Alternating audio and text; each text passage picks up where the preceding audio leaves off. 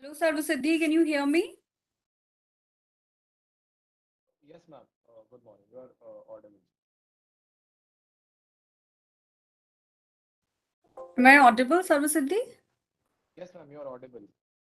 Okay. So, we'll be starting in just couple of minutes. Sure, Sarvasiddhi. Yep.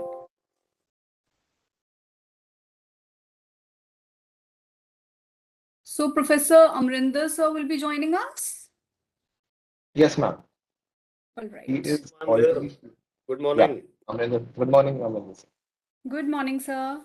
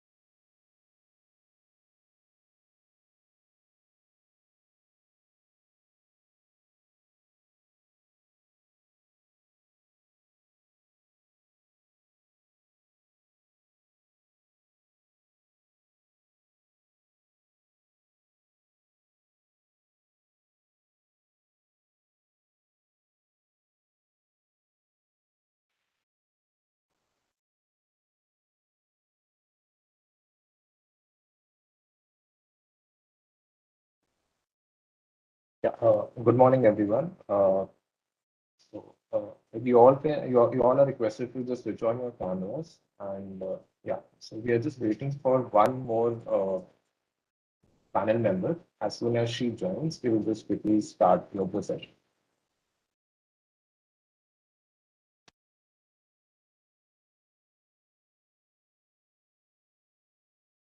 Sarvaswati, you will be starting at what time? What time will be From starting? 10:20, we are going to start sharp. At 10:20. All right. It's 2 minutes. Yeah. Okay, sure.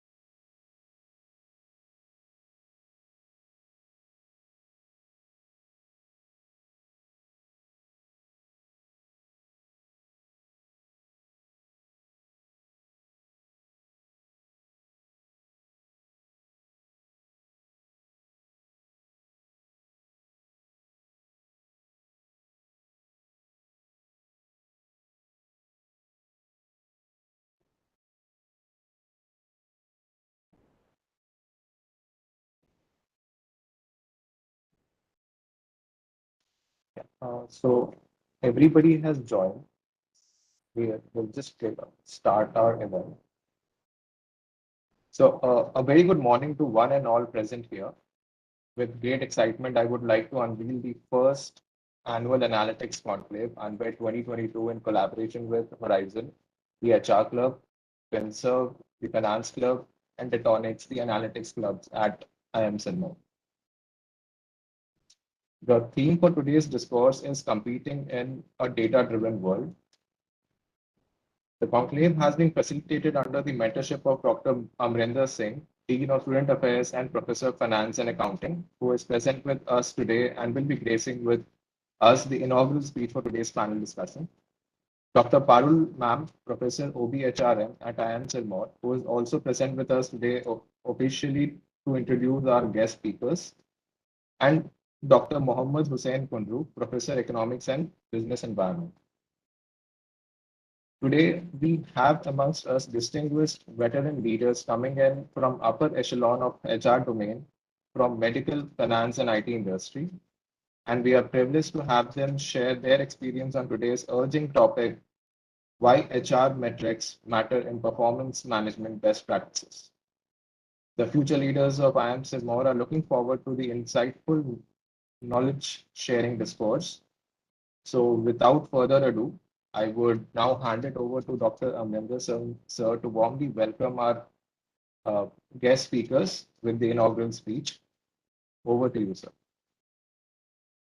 Thank you, Gaurav. A very good morning to everyone who all have joined the event online. The panel experts from the industry as well as the academia, my colleagues from the faculties, my students, my ladies and gentlemen. Everyone, I extend a warm welcome to actually unveil this event. This is related to data. Everyone knows it. So data nowadays is the fuel of every business. Everyone knows that it is the need of the hour for every aspiring business leader to actually explore the data in detail.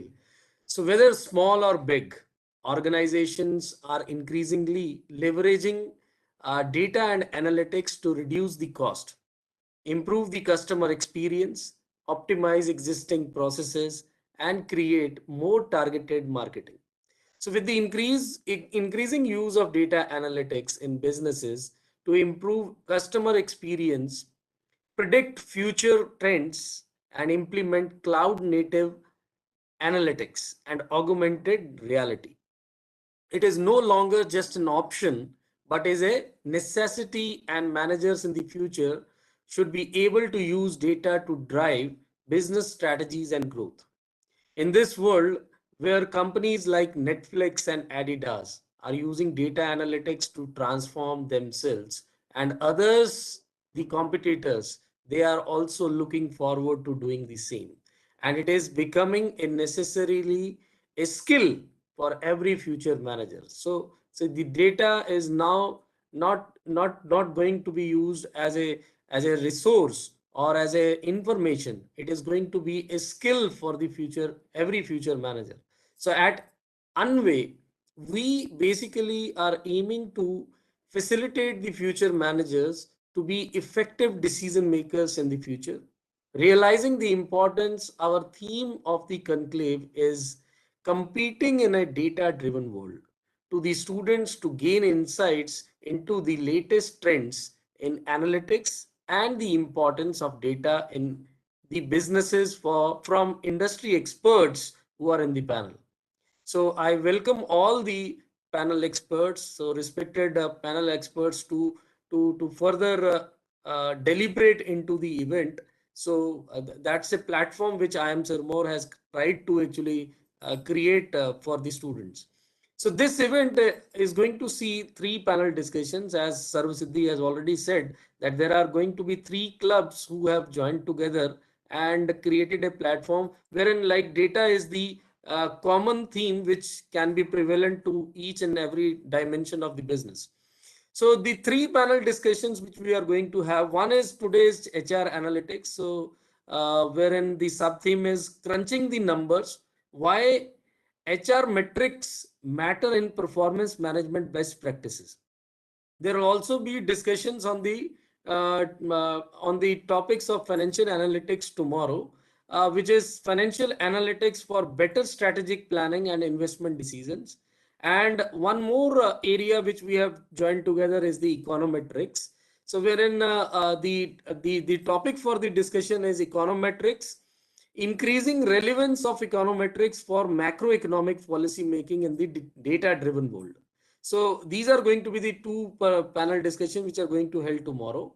So we'll also be conducting students have is going to conduct a different flavor in the panel discussions also, wherein they are going to have some quizzes after each panel in order to encourage the students. And I think there is some motivational benefits also, so in order to like make everyone together into that discussion process. I would also like to take this opportunity to introduce the new executive MBA program, which is also in this sector only, that is the digital transformation and analytics, which IIM Sirmaur is going to introduce from this year onwards.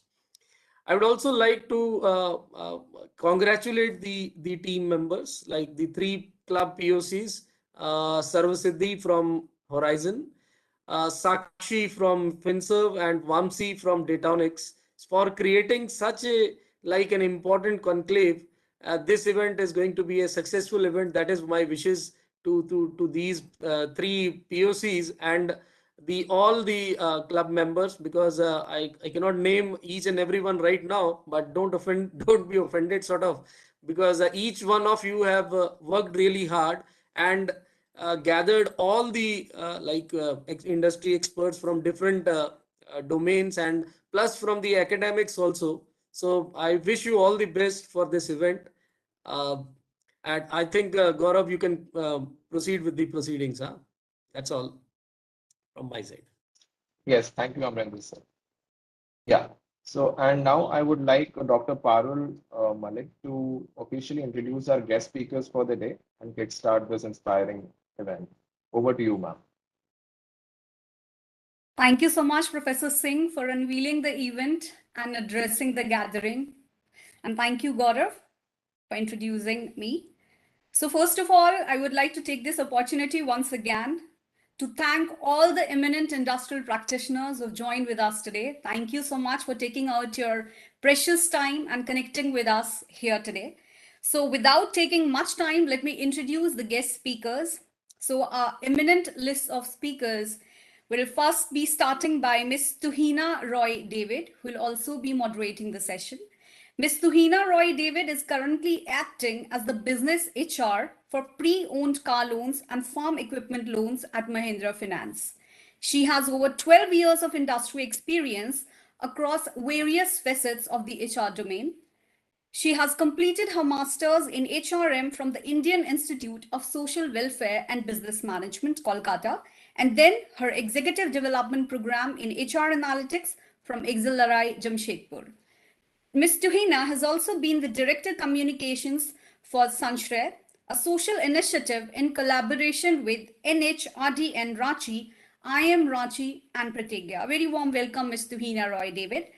Moving along, I welcome Mr. Manas Pratim Bora. It's a great pleasure to have you, sir, here. He is an HR specialist in leadership and diversity domain at Tata Consultancy Services. Mr. Manas has done his PGD HRM from IIM Ranchi. With over 15 years of work experience in Tata Consultancy Services, he has experience in handling reputed customer organizations like Citibank, British Telecom, etc.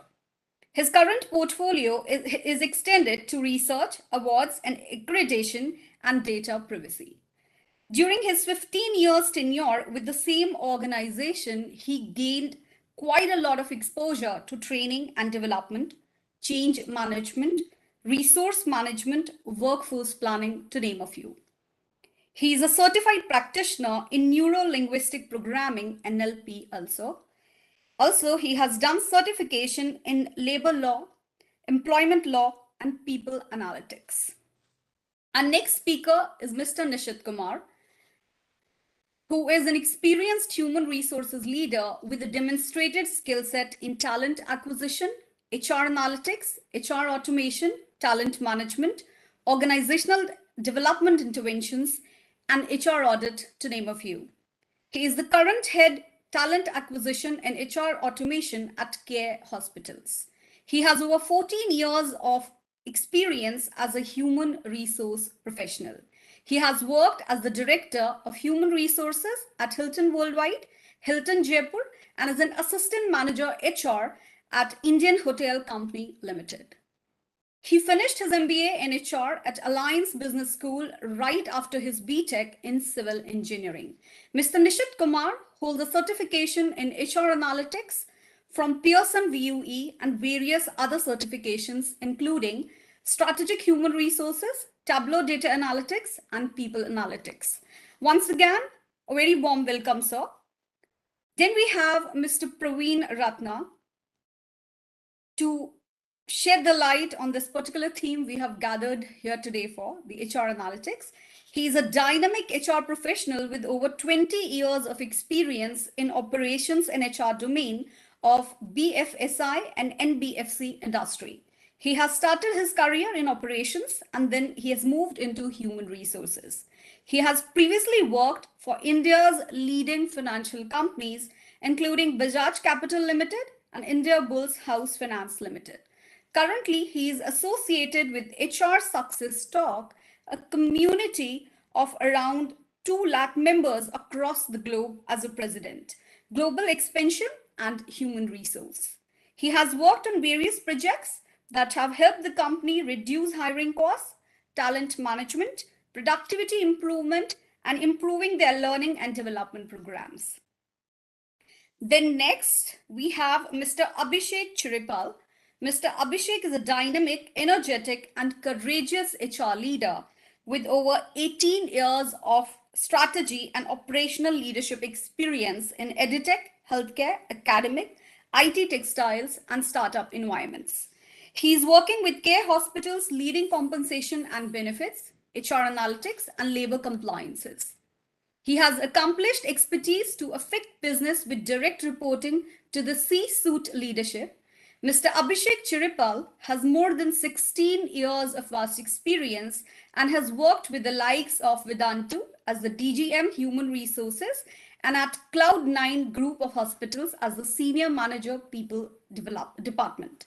He has enormous experience in manpower planning, budgeting, performance management, due diligence audits for PE, VC funding, process enhancements through HR analytics in industries like healthcare, edutech, academic, IT, and textiles.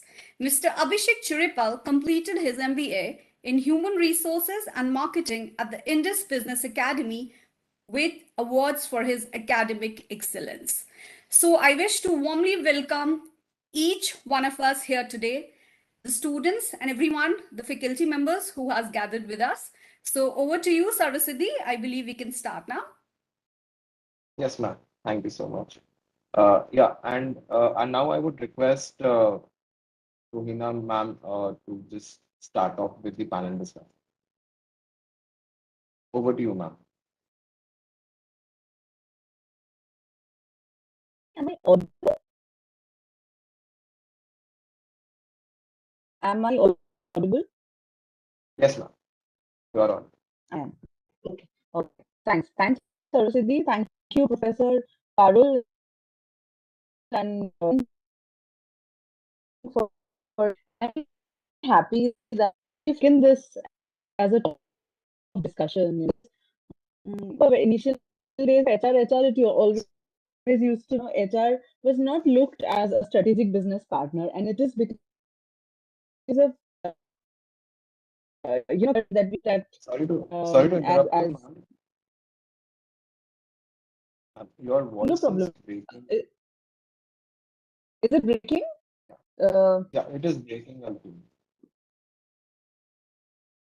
1 second. I'll try switching my network. Give me a minute. Sure.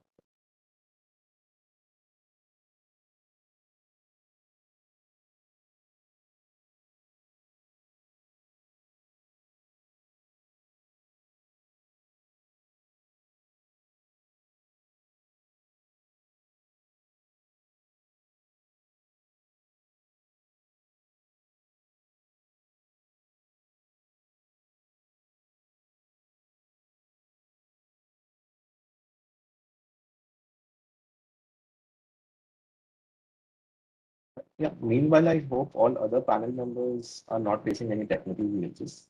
You can just quickly check at your end as well. Better now? I'm sorry. Yes, ma'am. Now you're audible. Is it better now? Visible? It is still breaking a little. Some problem.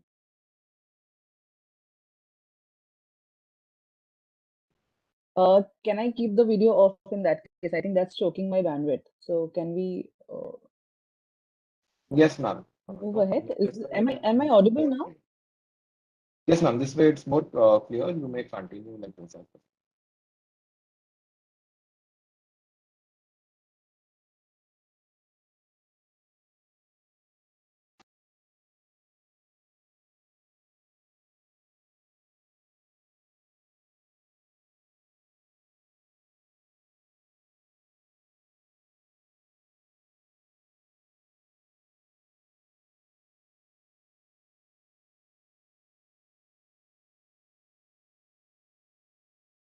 So, Tuhina ma'am is reconnecting. We'll just wait for a minute.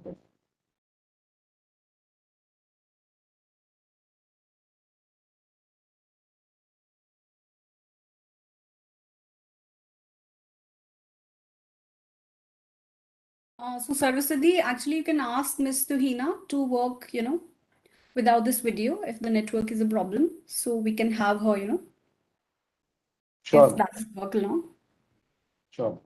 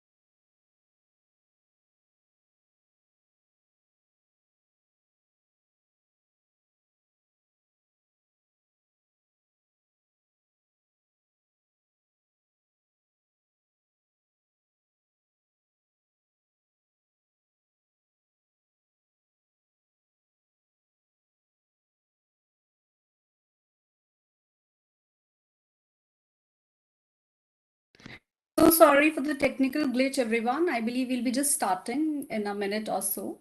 After Sarvaswati, we'll have a word with Ms. Tuhina.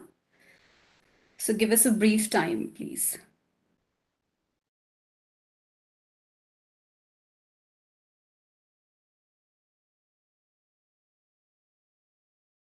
Received an update from Tuhina ma'am and she's joining in a minute or so. We are really sorry for the delay.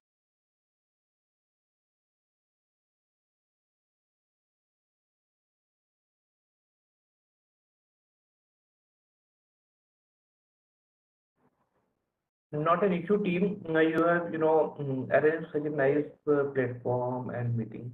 So these are the technical glitches which happen. So there's nothing like this. So don't take any kind of pressure. It happens.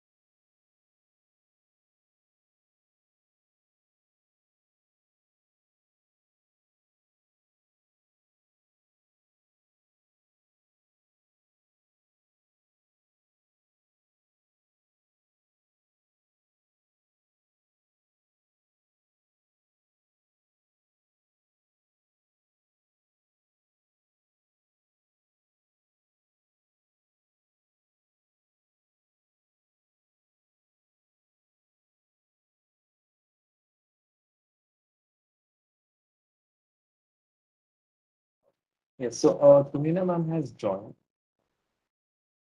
I'm making her the panelist. Thank you. Am I audible now?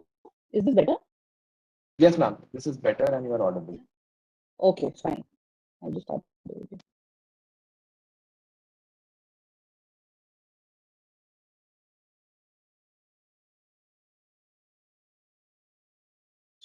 So I'm very sorry. I don't know, something just went wrong. Very sorry.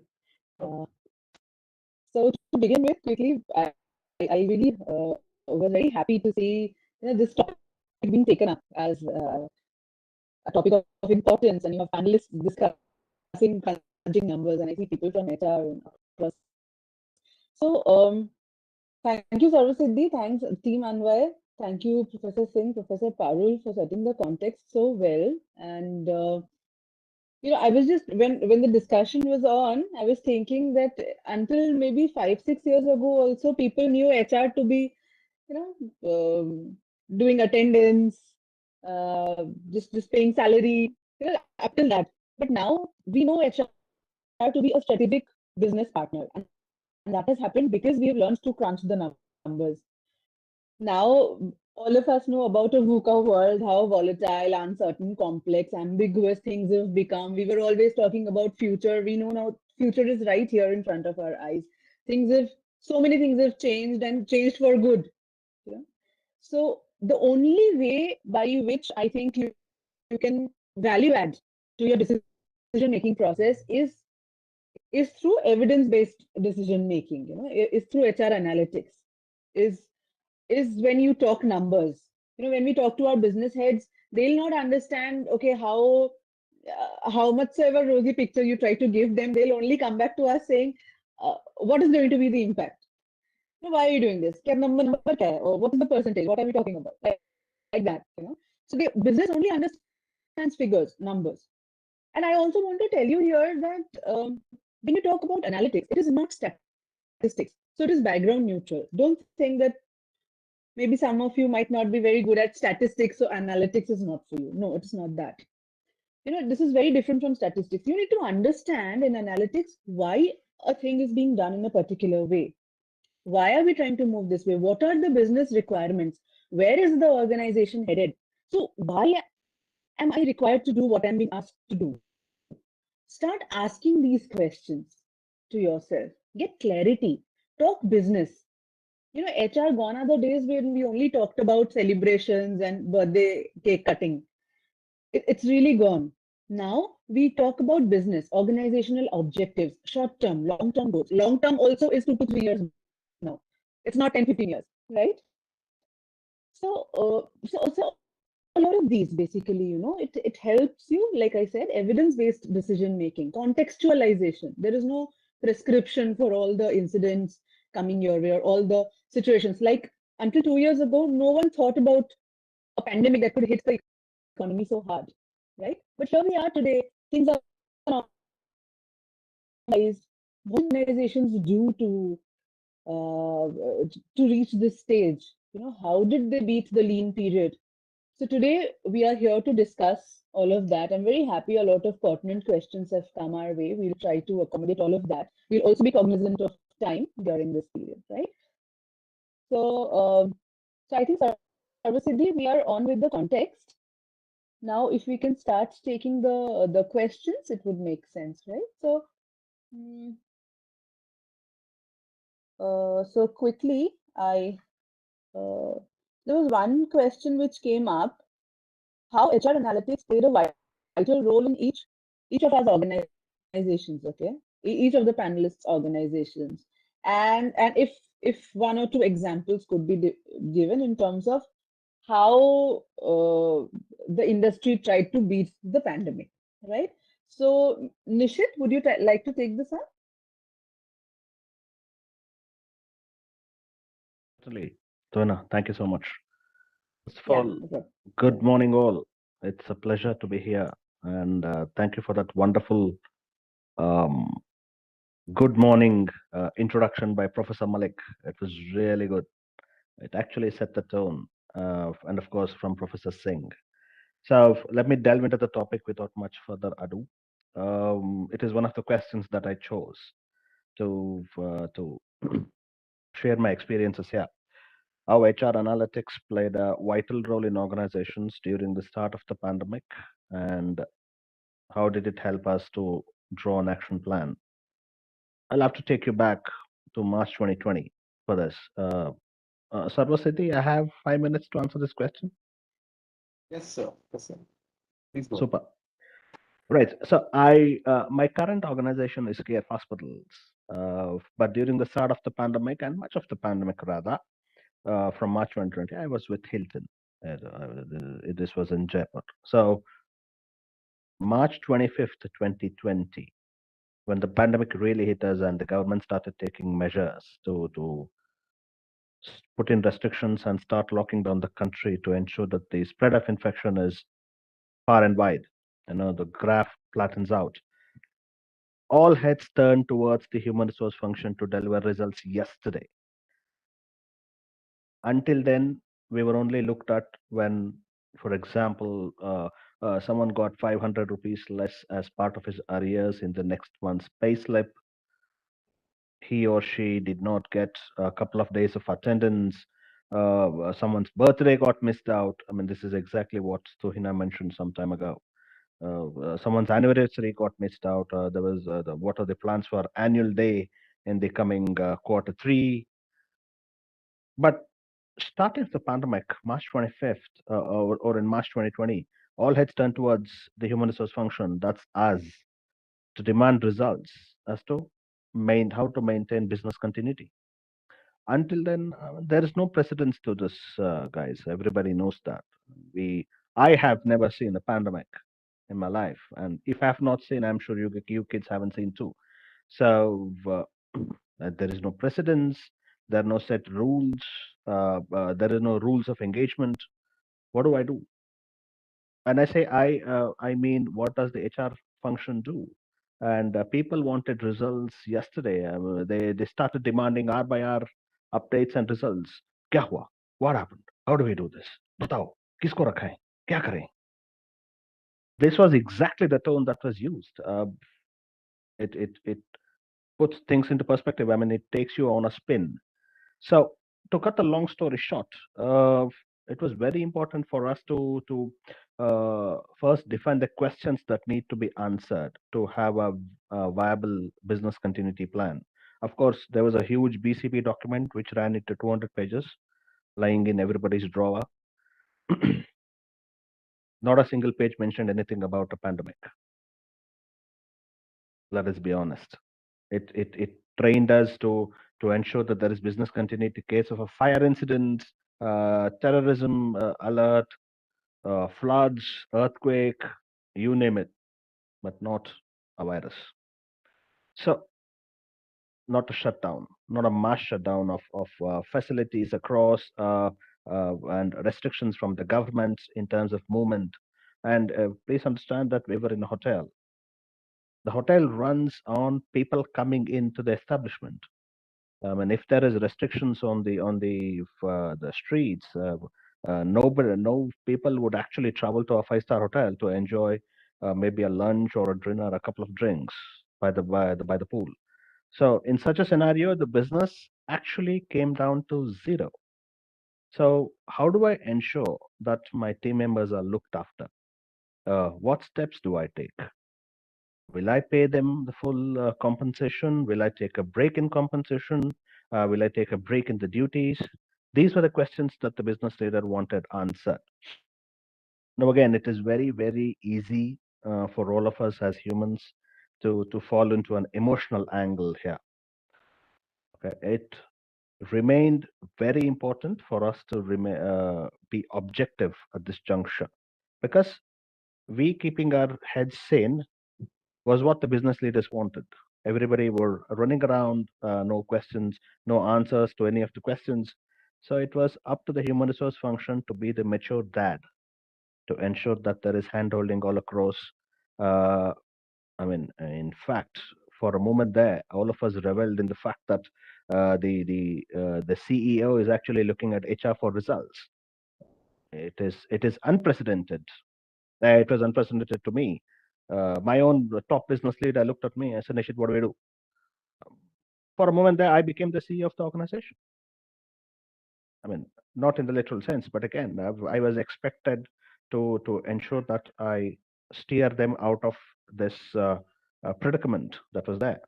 So there were these pertinent questions that needed to be answered. Let me just draft those. So it was very important for us to see which defining metrics in running business was very important.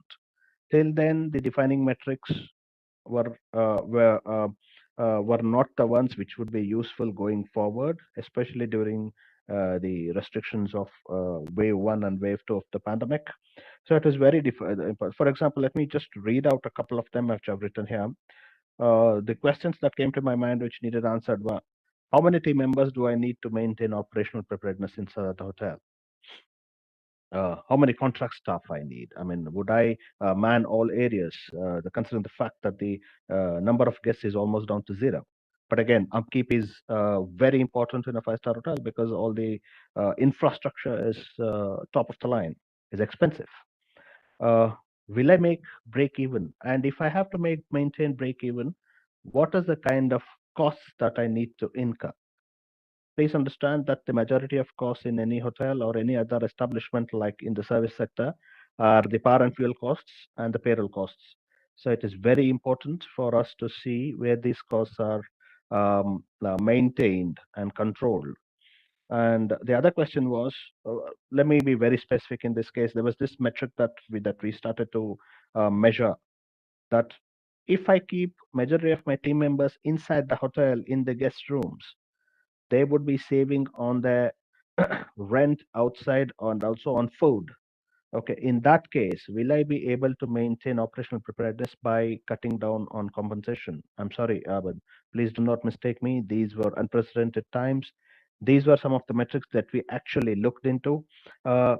Answering these questions, but also we also uh, looked at the possibility whether we can have a hourly pay model.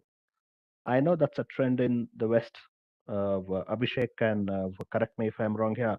Um, it is there in the UK and the US, hourly pay models. I've not seen that in India, not especially in the hotel and tourism sector. So we actually started working towards it to see whether that makes sense. That makes business sense. I had to keep the organization floating. When I say I meant the human resource function or the talent management and the people function. We had to keep the business floating. It was on our shoulders. It's a top ask, if you ask me. Uh, I'm sorry that if a few days I literally had I broke a sweat, especially in the nights. I mean, I have spent sleepless nights over this. But again, when we answer these questions is when we got a broad framework to draft an action plan as to what can be done in the next 3, 6, and 9 months. I mean, we foresaw in 2020 that this pandemic might last a year. So we had to prepare 3 action plans. Well, obviously, like a forecast that you prepare in finance, a 3-month, a 6-month, and a 9-month action plan. But unfortunately, what happened was the pandemic went on and is still going on. Okay, in different degrees, in different stages. But again, those action plans that we developed in the first 9 months are actually being replicated in one way or the other to continue. But again, how did we draw this action plan is when we answer these pertinent business questions. So coming back to the point, it was very important for us to answer the biz questions that the business threw at us because of the pandemic objectively. Look at the numbers: number of people needed, number of contract staff needed, number of hours they need to work. How do I decide their compensation?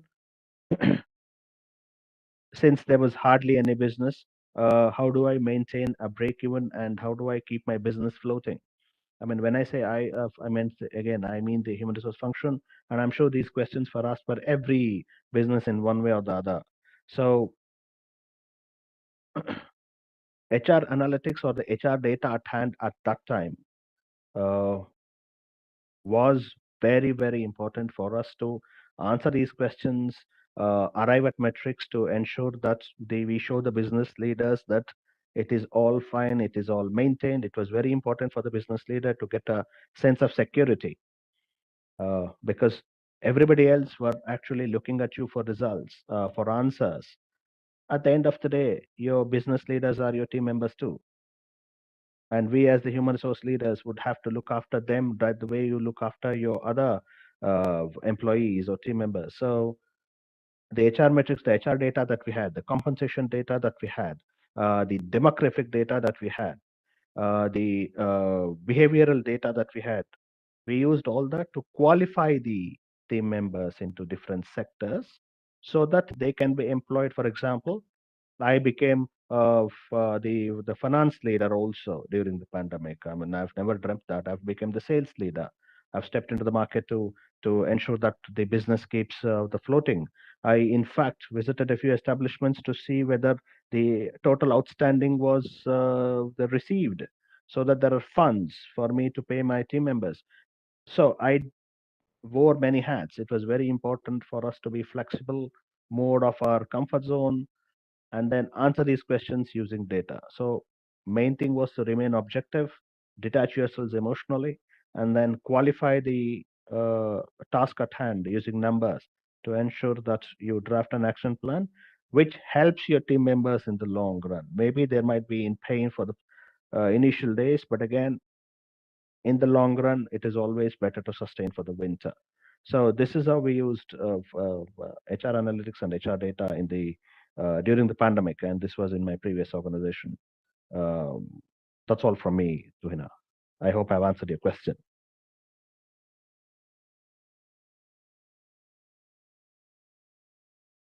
Yeah, thanks, Nishith. That was very insightful. That was actually a real-time perspective of what really happened in Hilton and how that was handled. So thanks, Nishith, for this. I was also reminded of, when you talked about mm, things just changing overnight, situation, and then we were just these challenges were thrown up to our face. We handle all of this. So three things which were brought in the Mahindra framework were agility, boldness, and collaboration. Just to add to what Nishit has already mentioned, you had to be extremely agile. A lot of decisions had to be taken, and you could not sit on it for days. It had to be done in a matter of minutes, hours. Like take a decision, roll out a new policy. Yeah, this is how we are doing it. We are going remote. It has to be hybrid work or flexi work or work from home completely. So for us, fleet on street, doing things over a phone call was unthinkable. We have 70% of our workforce, fleet on street, the collections executives, the business executives, and people. So then this was a challenge, but then it had to be done, and this is how it was done. There was agility, there was boldness in like I said, the decisions being taken, and okay, it's a lean period, no appraisals.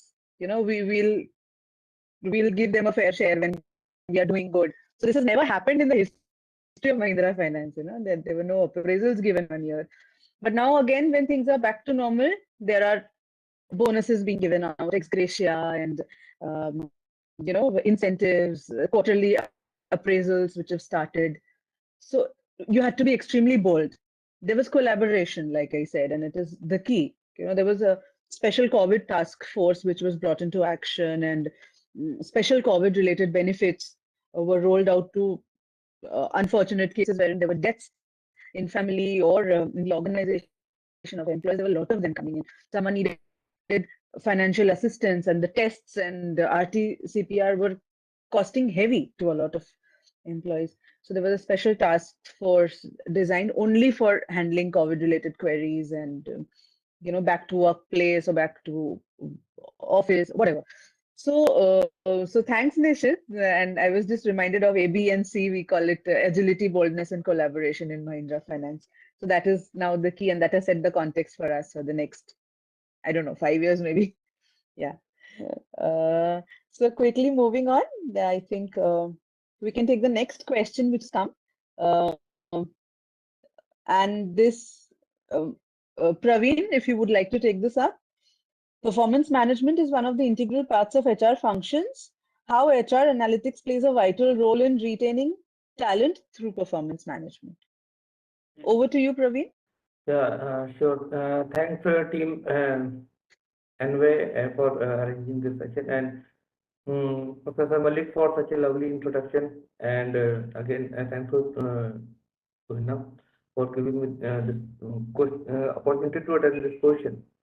So, actually, if we talk about HR analytics, it's a very wide area, and when it comes to retaining the talent, it is very much challenging, and it's a major challenge for the organization these days. If we talk about the role of HR analytics, so it gets start from the recruitment, talent management, L&D, employee engagement, etc. So everyone has to work in the collaboration, right? To retain that talent, it is the main objective. So all these aspects work in the collaboration. So starting from the sourcing of the candidate profile, like which industry or which college you are sourcing, or which age group you are sourcing, which industry works for you better in the case of better delivery, the business and all. So it starts from the hiring of the candidate, and then you move on to other part of like mm, so accordingly you design your hiring strategy. So again, analytics plays a very vital role that how your hiring strategy should be.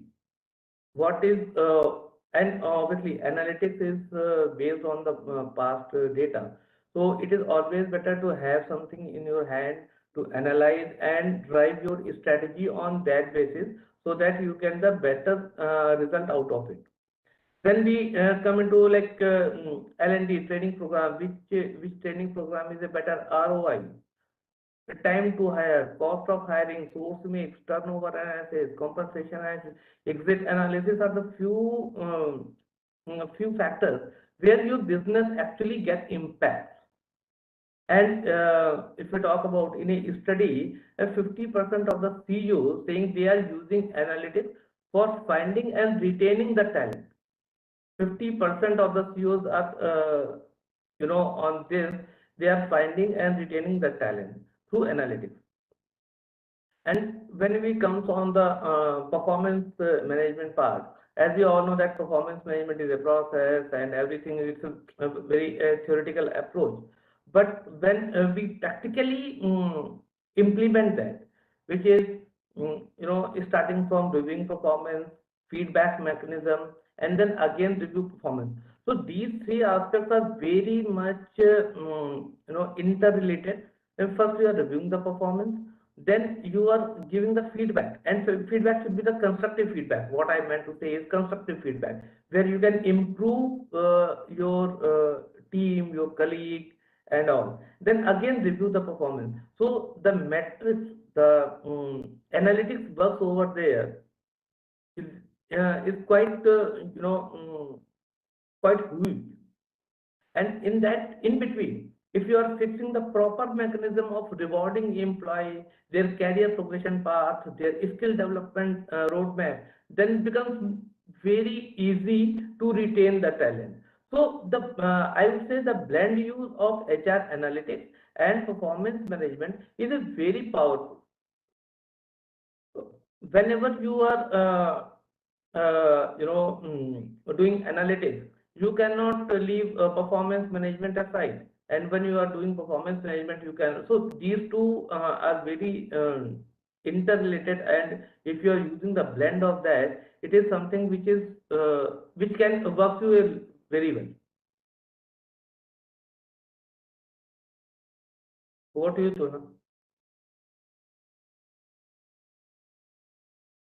Hey, thanks, Praveen, for this.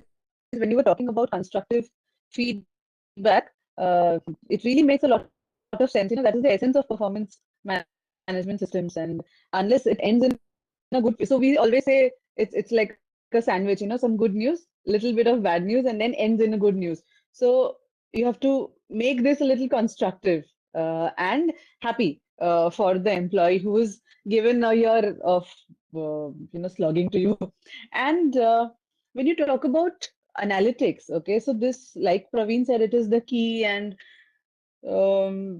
nowadays there's a lot of performance predictive analytics and performance predictive analytics, performance predictive analytics and attrition analytics, which are brought into the picture.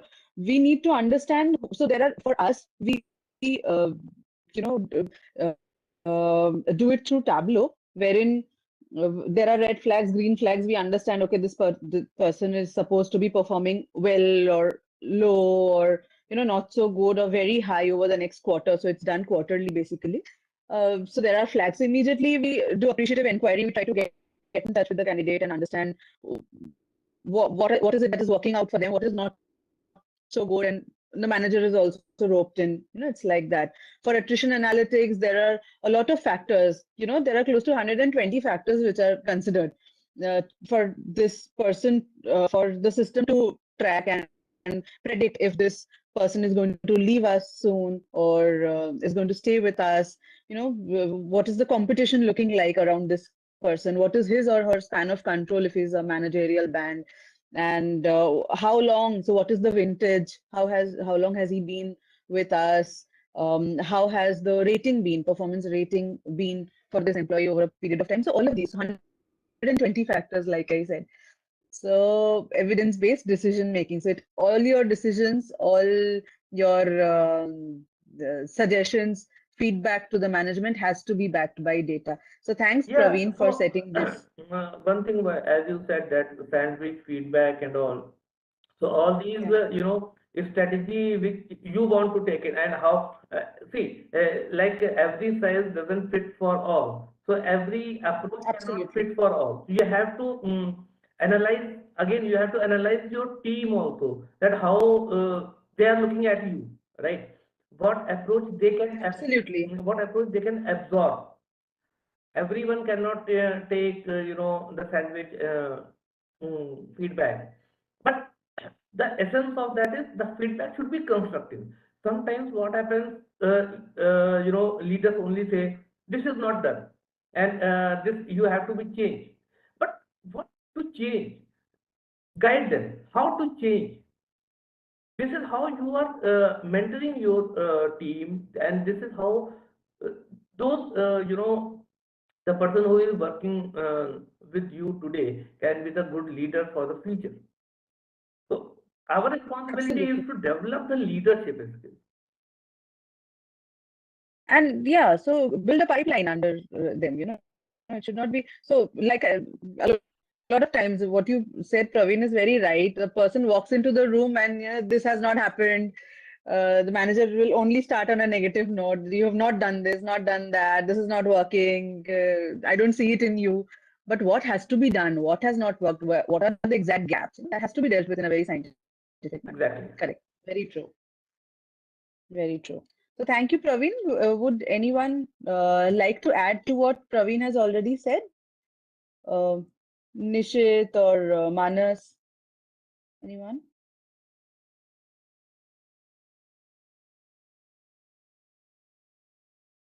It's somewhere. Else we can. Oh, I'm sorry. Please continue. No problem. Okay. So we can quickly move on maybe to the next question that we have. Sorry, Tuhina, I think I was speaking Uh, on mute. Yeah. So I just wanted to add something to this answer. Since this is regarding Manas, yeah. retaining talents, yeah, thank you. So thanks, Team Annai, and thanks to Professor Singh for setting the context, and thank you, Professor Malik, for introducing myself in a nice way. And yeah, just to start my answer, I just wanted to look at it from a different perspective altogether. Okay, so if we are talking about retaining talents, one thing probably we must emphasize on is we may want to look at whether the employees are feeling the sense of belongingness. Okay, probably perhaps it's beyond employee satisfaction or beyond employee engagement. Okay, so probably belongingness can rotate in several factors. One of that can be a perception towards the organization. So how the employees are perceiving about the organization, about the policies, systems, and processes in the organization. Okay. In performance management area, we talk of lots of things, and theoretically, all of us, all of us are aware of say certain biases, be it conscious or unconscious. So we talk about recency effect in appraisal, central tendency, then leniency, and probably halo effect, horn effect, etc., etc. So analytics is now helping us in such a way that it's not about just following best practices from other organizations and just making the managers aware of these kind of biases. What now we are trying to do is we are trying to analyze this, whether this really exists in the organization or not. If it at all it really exists, then we are trying to find out some intervention how it can be eliminated. Okay. So earlier, just we are following the best practices, and no, we just made the managers aware of the biases. Probably how it happened is it just converted from unconscious biases to again conscious biases, but still it was happening. So analytics is now providing us a platform where you can actually know that this is happening. Even if we are not able to eliminate in one day, probably what we can do is we are communicating to the employees that this is, we know that this is something existing in the organization, but we are putting our efforts to eliminate it. But that can also make employees a little bit happy. Another thing I want to talk about is already you have mentioned about this, say about feedback, definitely. Yeah, continuous feedback is something that must happen in the organization. Earlier, what we did is probably we just wanted to keep a track of it. We put some checkpoint to understand that this is happening or not. Right now, this is the time to understand about the quality of the discussions happening between the managers and the employee. Okay, probably this may need certain intervention beyond numbers. We may have to do a little bit of text mining.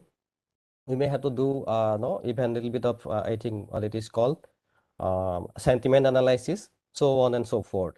So what I wanted to say is basically it's beyond numbers, and converting even qualitative data into quantitative insight, which may provide the organization's advantageous position, I think. Thank you so much.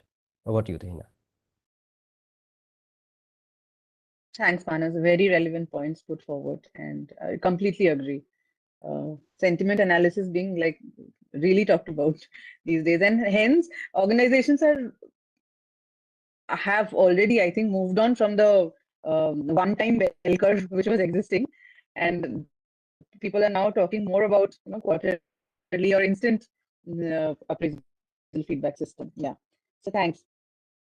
Next question that has come up is, how are HR metrics evolving these days in the field of HR domain as a whole?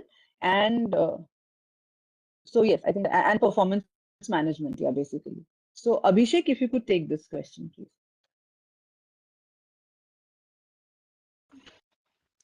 Good morning, team Anvay. Really happy to be here.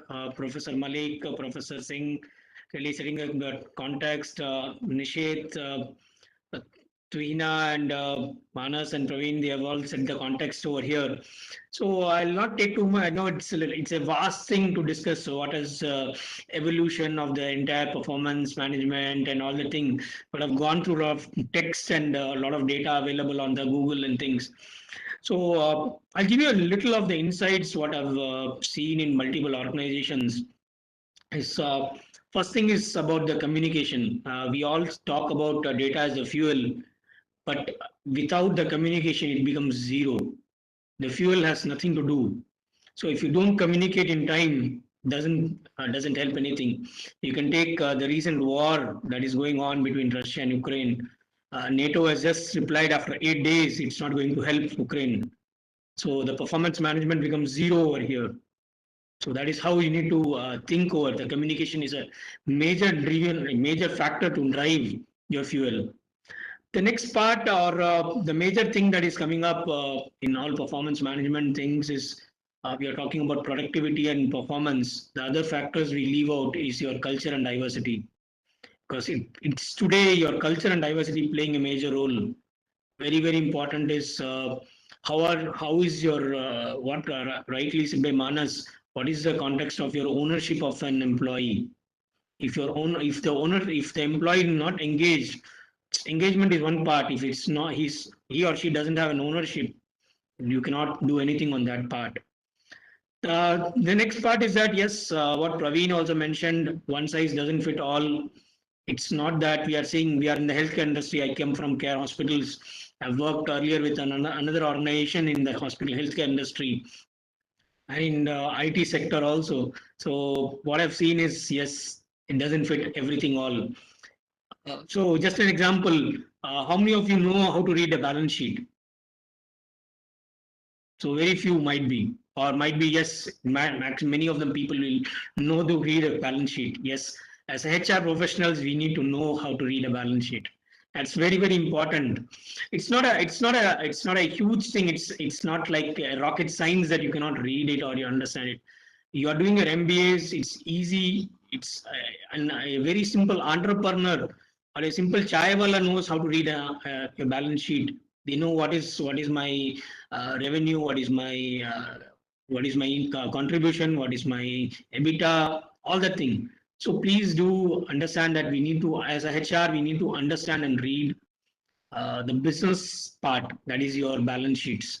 So understanding business. So I come from background. My parents have been we call it as Marwadis. So that is the background we come from, and we always have one intention that धंधा आता है क्या? My father asked me only one question: what is? Do you know the business first? Do you know what is your CEO doing? What is the role of your CEO? What is the role of your security person? So that's much more important to understand before we jump into performance management analytics. Until we know and understand the role, each of the roles, is very difficult to get into the niche aspects of what the person is doing on the performance management, right? And what is major thing I've seen my entire career is value addition. It's nothing much required. It's the value addition what you do to the organization to achieve the business acumen. So that's another big thing. And coming on the evolution of performance management today or analytics, it stands on it starts right from workforce planning. So if you do not know what people or how many the human number, so that's another one book that was written by one of my mentor. So HR, the human number. So how many the human number? That's much more required for you to understand. So it's you need to understand everywhere we talk about numbers. Workforce planning is number. You talk about talent management, it's a number. You talk about employee engagement, again they will say about the surveys, the pulse surveys. You'll find a lot of things going on. So these are all, everything is on all the numbers. So do not worry that you do not know the numbers. Yeah, I have not done any course on analytics, but yes, over a period of time, the simple thing what is evolved is problem solving. If you know how to solve a problem logically, because my professor used to tell me, Suhas Mahapatra, he used to tell me, if common sense is so common, you'll not be sitting here and doing your MBAs. So that is what I come from. I say that, yes, you have to use your common sense. That is your strategy. You have to use your numbers. If you have a lot of numbers are there, a lot of numbers are flowing on the internet. You know a lot of things. Nothing is hidden. Data was, there was no data available. There was nothing available on the net. Today, everything is available. So how do we take it further from here? So don't, it's very important that you understand the way it's not a hard, it's not a rocket science. So you have to just think over it. So get on the numbers, get the things. And the next part is about employee retention, a very important topic today, what Praveen has also mentioned. That's a major crux today. We are talking about great resignations today everywhere. It's a huge, it's a hot topic in the market. We are seeing, but yes, what drives that is not only performance and your metrics, it also depends on your culture and diversity. If your culture is, it's a great culture, people will stay back. They will think on that part. It might be a hybrid culture, it might be whatever you bring in, that's very much important. And IIMs, IIMs and IITs, I've not been there, but I've tried my level best. But yes, one thing which I really appreciate or like about IIMs is about the alumni management. So that is another major part or major thing which you are seeing. You are seeing that's a major thing to do in your entire metrics. What kind of people you are bringing in? What kind of what are the so Simon Sinek talks about people. Everywhere it's a people. Who are your customers? It's your people. Who are your employees? It's a human being. So everywhere we are talking about human being. So can we change a human being overnight? Do you think you can change overnight? Can you change your behavior overnight? So a lot of these questions are there when we talk about change management. So in care hospitals, we had the same thing because when you think of that, you are going to a hospital and the nurse is busy in her mobile applying for a leave or something and not taking care of you, are injecting, giving you an IV fluid. So what happens to you? Right? The similar thing, it's the role what we need to understand. We need to understand what is their role. It's not that everywhere we can see performance man, your analytics and metrics. Yes, that are important for you. But again, we need to understand how do we not need to take it further? How do we need to manage the change management? The first thing and the foremost thing, always it's the goal setting. So in care hospitals, what we have done is we have set the goals, the KRAs. So a lot of people talk about OKRs today. The hospital industry, the hotel industry, still they have not evolved in the goal setting itself. They're not in the basic KRA setting. And we are talking about OKRs, whereas in the IT industries, right? So there is a huge gap in all the industries. And once we get into the industry, we need to understand the business. So the context is very simple. First, we need to get into the business, dirty your hands, understand the business. Then you can grow exponentially. That is how you need to do it. So this what is the basic thing what I've seen across the industries, across people.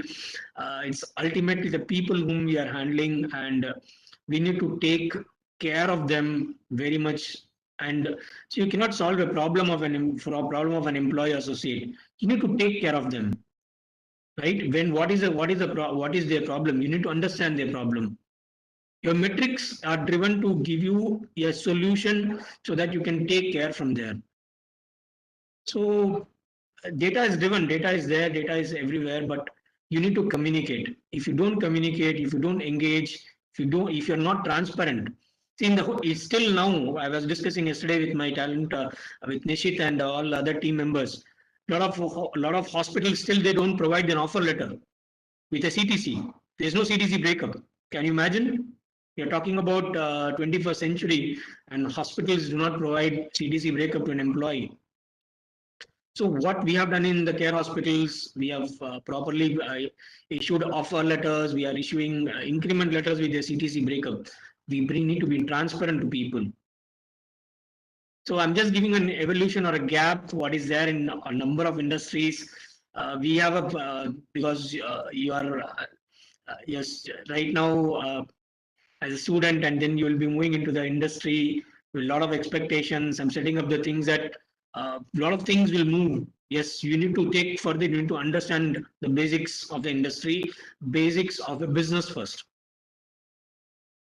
Thank you all. This from my side, Tuhina. Hey, thanks, Abhishek. It was very insightful. And, the two keywords which are still ringing in my mind after your when you discuss the topic are problem solving and common sense. I think for everyone, these are the two key takeaways. They should, in fact, talk about problem solving. Why they do what they do is what makes things very relevant. And like you said, things don't change overnight. So at least our approach to things has to change if it still has not. Right? So there's a common perception that if someone is not working well, this person must be lazy or is intentionally doing it. However, we need to understand that there's always a why is it not moving. So why they should do, how they should do, and what is to be done. So first comes what. They should be clear in terms of the goals and objectives of the organization, what they have to do, and how they should do it. They should have the key skill sets and like the attributes, and why they should do it. Like Abhishek also said, there has to be motivation. So the annual appraisal system is to be done away with completely. So like now people expect instant reward, instant recognition, and instant appraisals if possible, or maybe at least quarterly. So the goal setting has to be done very clearly. For us, we do it quarterly. So beginning of a quarter, the goal sheet is on the system. So people know, okay, what is expected in this quarter, because there are lean quarters for us in business. September, October, November are very high business months. So the goal setting also has to be done. So someone who is a high performer in September might not be, the same numbers do not dictate his performance in March. That's again lean for us. So like that. So thanks, Abhishek. It was amazing. It's a really important thing that when I joined care hospitals a year back, so people came back, and when we are doing the appraisals, they said we not knew what are my goals, how are you going to review me. I do not know that. So we made the communication very clear over a period of time. By probably by August, September, we have initiated the goals, and all the goals have been uploaded in the People Strong. I can see all my goals on my mobile app. So that is a kind of you're leveraging your technology, and you're leveraging you're trying to bring the data into the system. And now everyone knows this. Yes, I'm going to get reviewed on these things. So it becomes transparent. You're trying to communicate. You're trying to be transparent to people. You're trying to you're giving a sense of engagement to them. And one thing I used to always say that, see, if someone has decided to move on, yes, it might be a year or 2 years. Or see, today we are not talking about a long-term perspective. Long-term is 2 years maximum. So people, when we talk about people leaving or people staying or retention, so the aspect is very simple. If a person has decided to move on, in a year or two, you will see that thing that yes, they have moved on. Actually, they have moved on. So it's like something has gone into the mind to move on. Your attrition doesn't start on a day, or 90% of the attrition doesn't start on a day. It happens. It's over a period of time. It goes into the mind after for a lot of things to happen, and then it takes action. So it's there in their subconscious mind. Then it moves to the conscious mind. So that is how it moves. Absolutely, totally agree. Thanks, Abhishek. We have, I think we can move on to the next question that has come. And Nishith, if you can take this. Why should one use your data? So basically, in terms of the data security perspective, if you can throw some light on the risk management practices that you as an organization should take up. So over to you, Nishith. Thank you, Tuhina. Am I audible? Just to check. Yes. Right. Yes, you are. Super. To answer the question, I mean, we need to take a look at what we are expected to do when you are working in the human resource function. 20 years ago, obviously, usage of computers in businesses were, no, let me put it this way. 30 years ago, usage of computers in business was quite less, especially in this country. Now, at that time, in most of the organizations, even now, uh, paper usage or maintenance of personal files or files to ensure that you keep data was always the norm. So, what did you do? What did one do to ensure that there is data security or information security rather at that moment? Very simple. They used to keep it under lock and key. Transfer the same thing 30 years further to today. You need to keep your data under lock and key. Now, what sort of lock and key does organizations have? I'm sure there is always a first line of defense to protect data breach and data leakage, which is your firewall set up by your IT. But again, will data security discipline stop at the IT function? Let me throw this question on to the kids here. One or two can just answer the question. Does the data security domain or keeping data secure stop at the buck of the IT head or the IT function? I request the panelists not to answer. Any of you can unmute yourselves and maybe answer the question.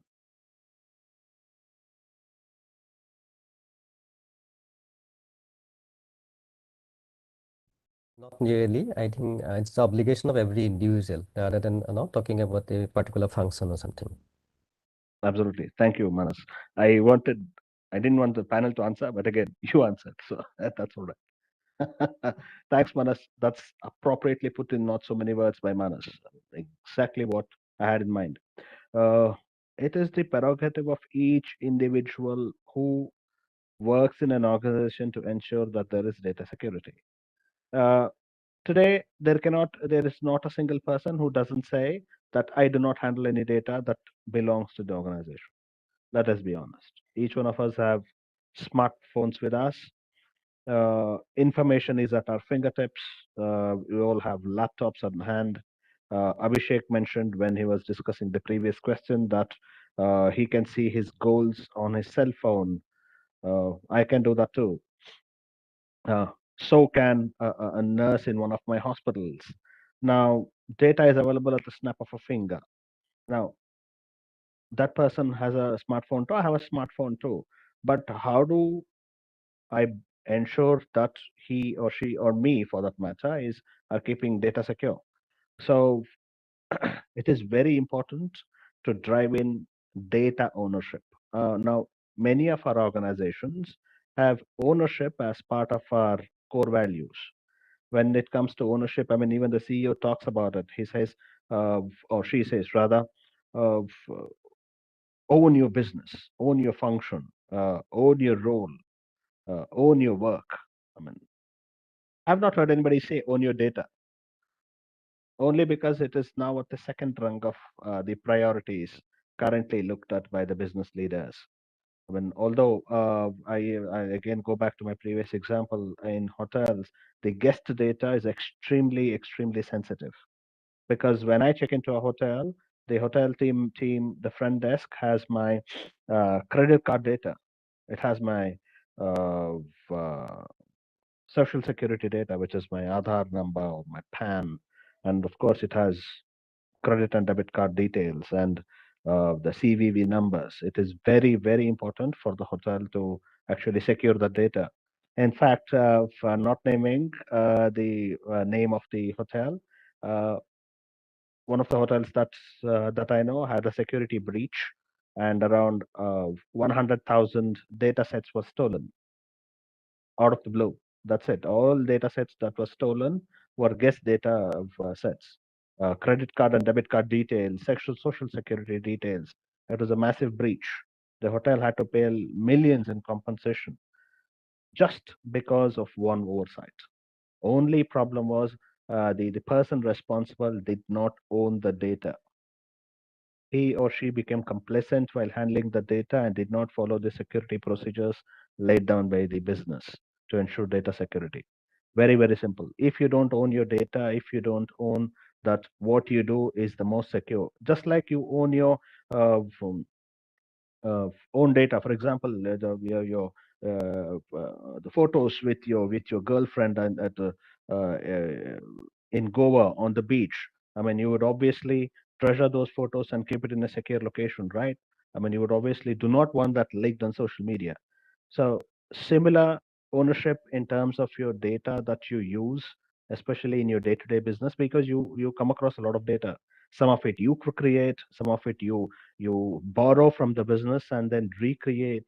And especially in the field of analytics, I can speak for my colleague at Care, Abhishek. We sit in the same office, right in front of each other.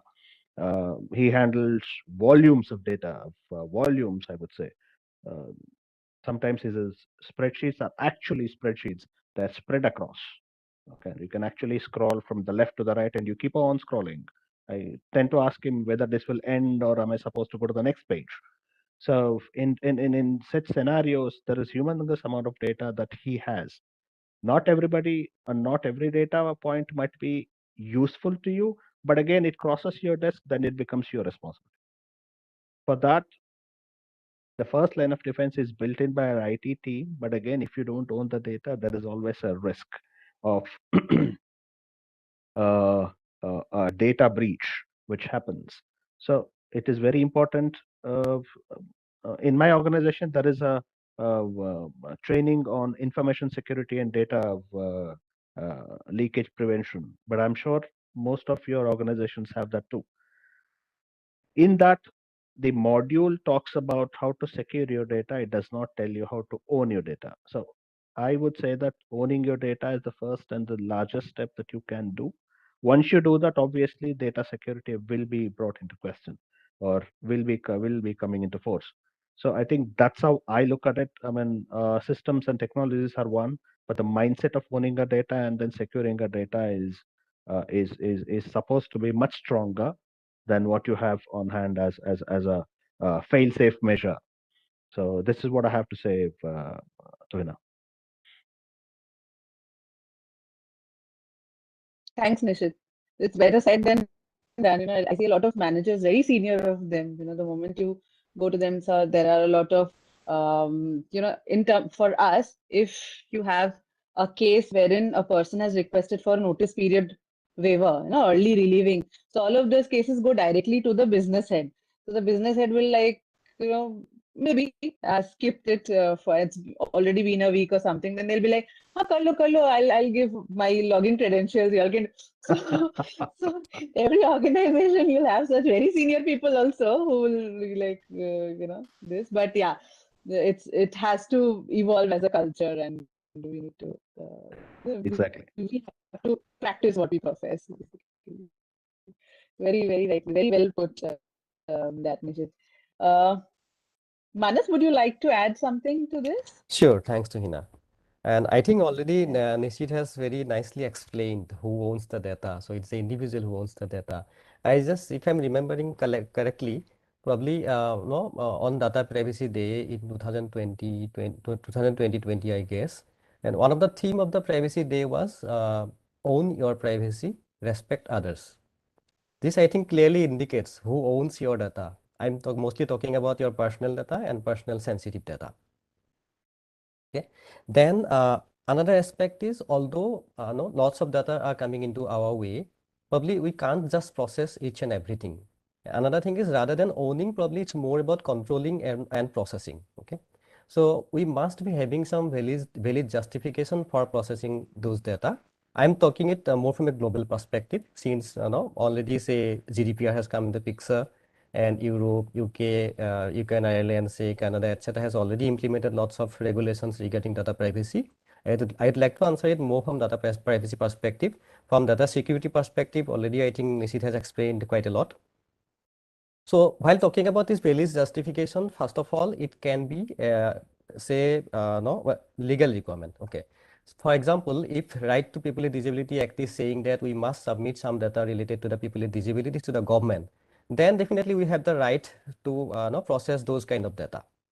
Next thing is, since we are in an employee and employer relationship, so certain things, no, obviously we have the right to process those kind of data. For example, say again, performance management, right? It's lots of things are depend on the it. Even promotions, and even if someone is willing to move into the leadership positions, definitely we must have to look at potential and performance, etc., etc. So so by means of the employee-employer contract, we have the right to process lots of other data. Then it comes to the legitimate interest, which talks about the business requirement. So business want to process certain data for its benefit, but at the same time, we can't ignore the employee side of it.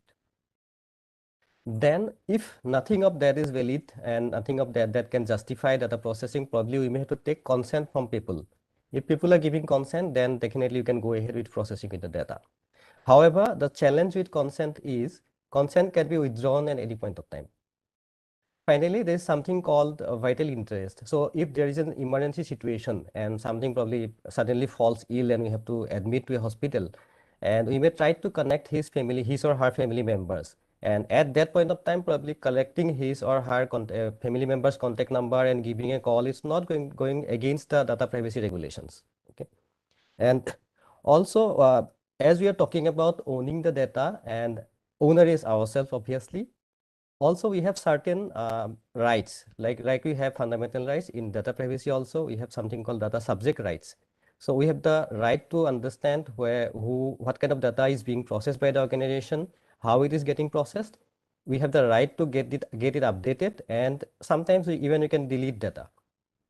So organization must delete data if we have some certain request to do so.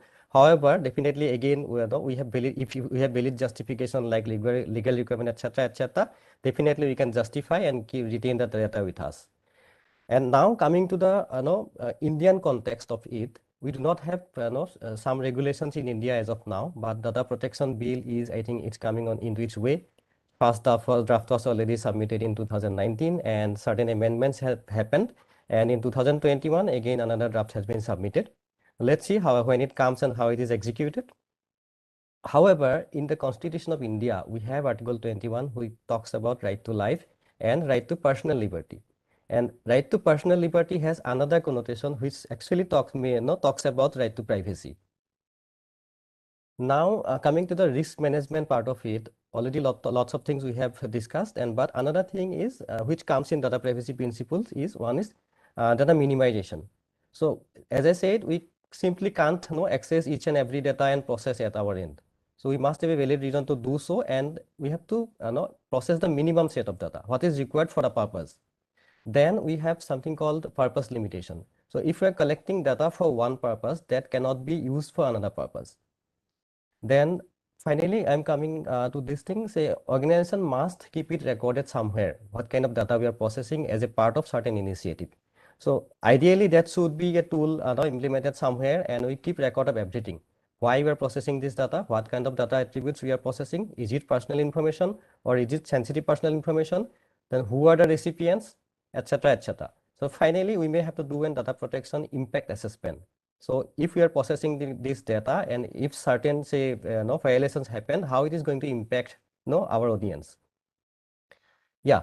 So coming to the again, no measurement at say individual level, definitely at organizational level we'll have n number of things. We'll have firewall, we'll have VPN, virtual private network, etc.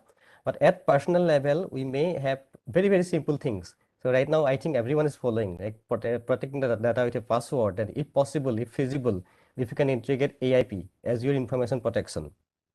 Why I wanted to say this is because in last 1 year or 2 year, I think most of the data violations are happening because of disclosure of data to unintended recipients, intentionally or unintentionally. Thank you. Over to you, Tuhina.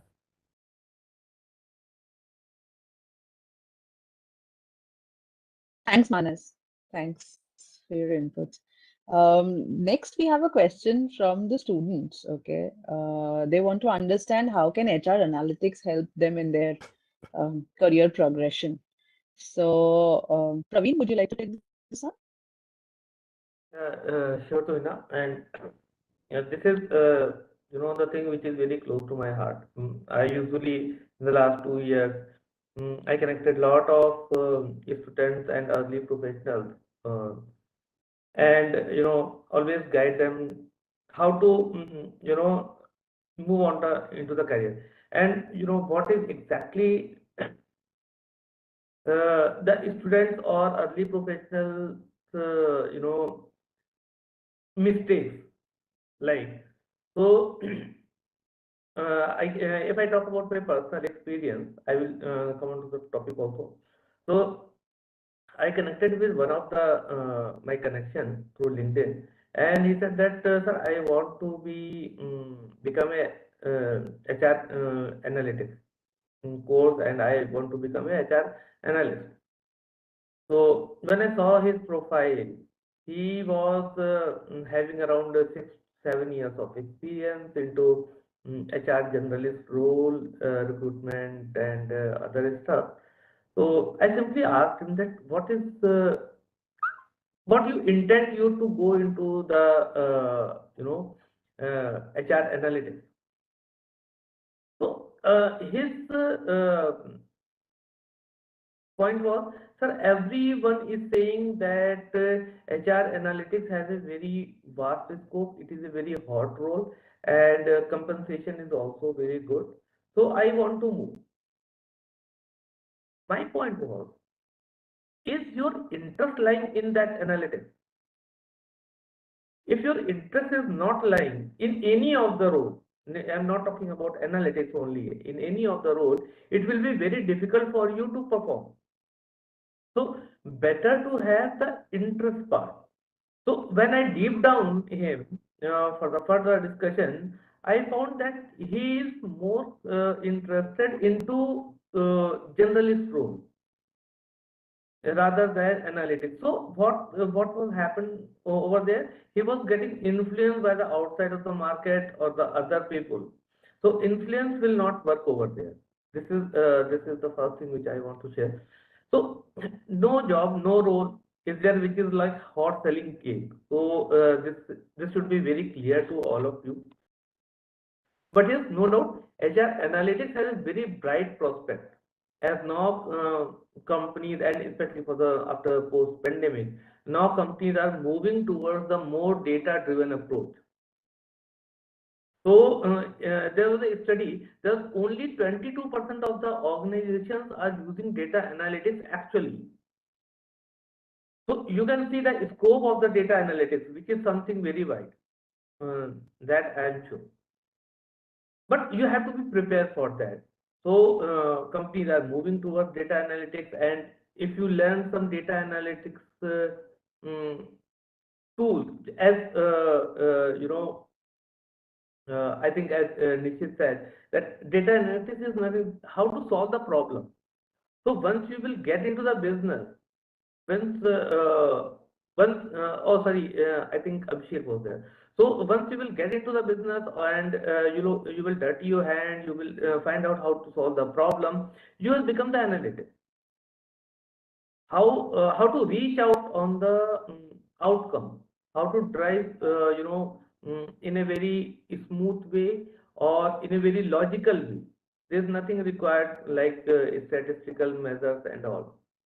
So this is the point where if you are going this, and if you want to become the professional in HR analytics and all, if you are having some analytical tools, learn some analytical tools like R, Python, and some visualization tools like Tableau or VI, so all these things will definitely give you the upper edge on that.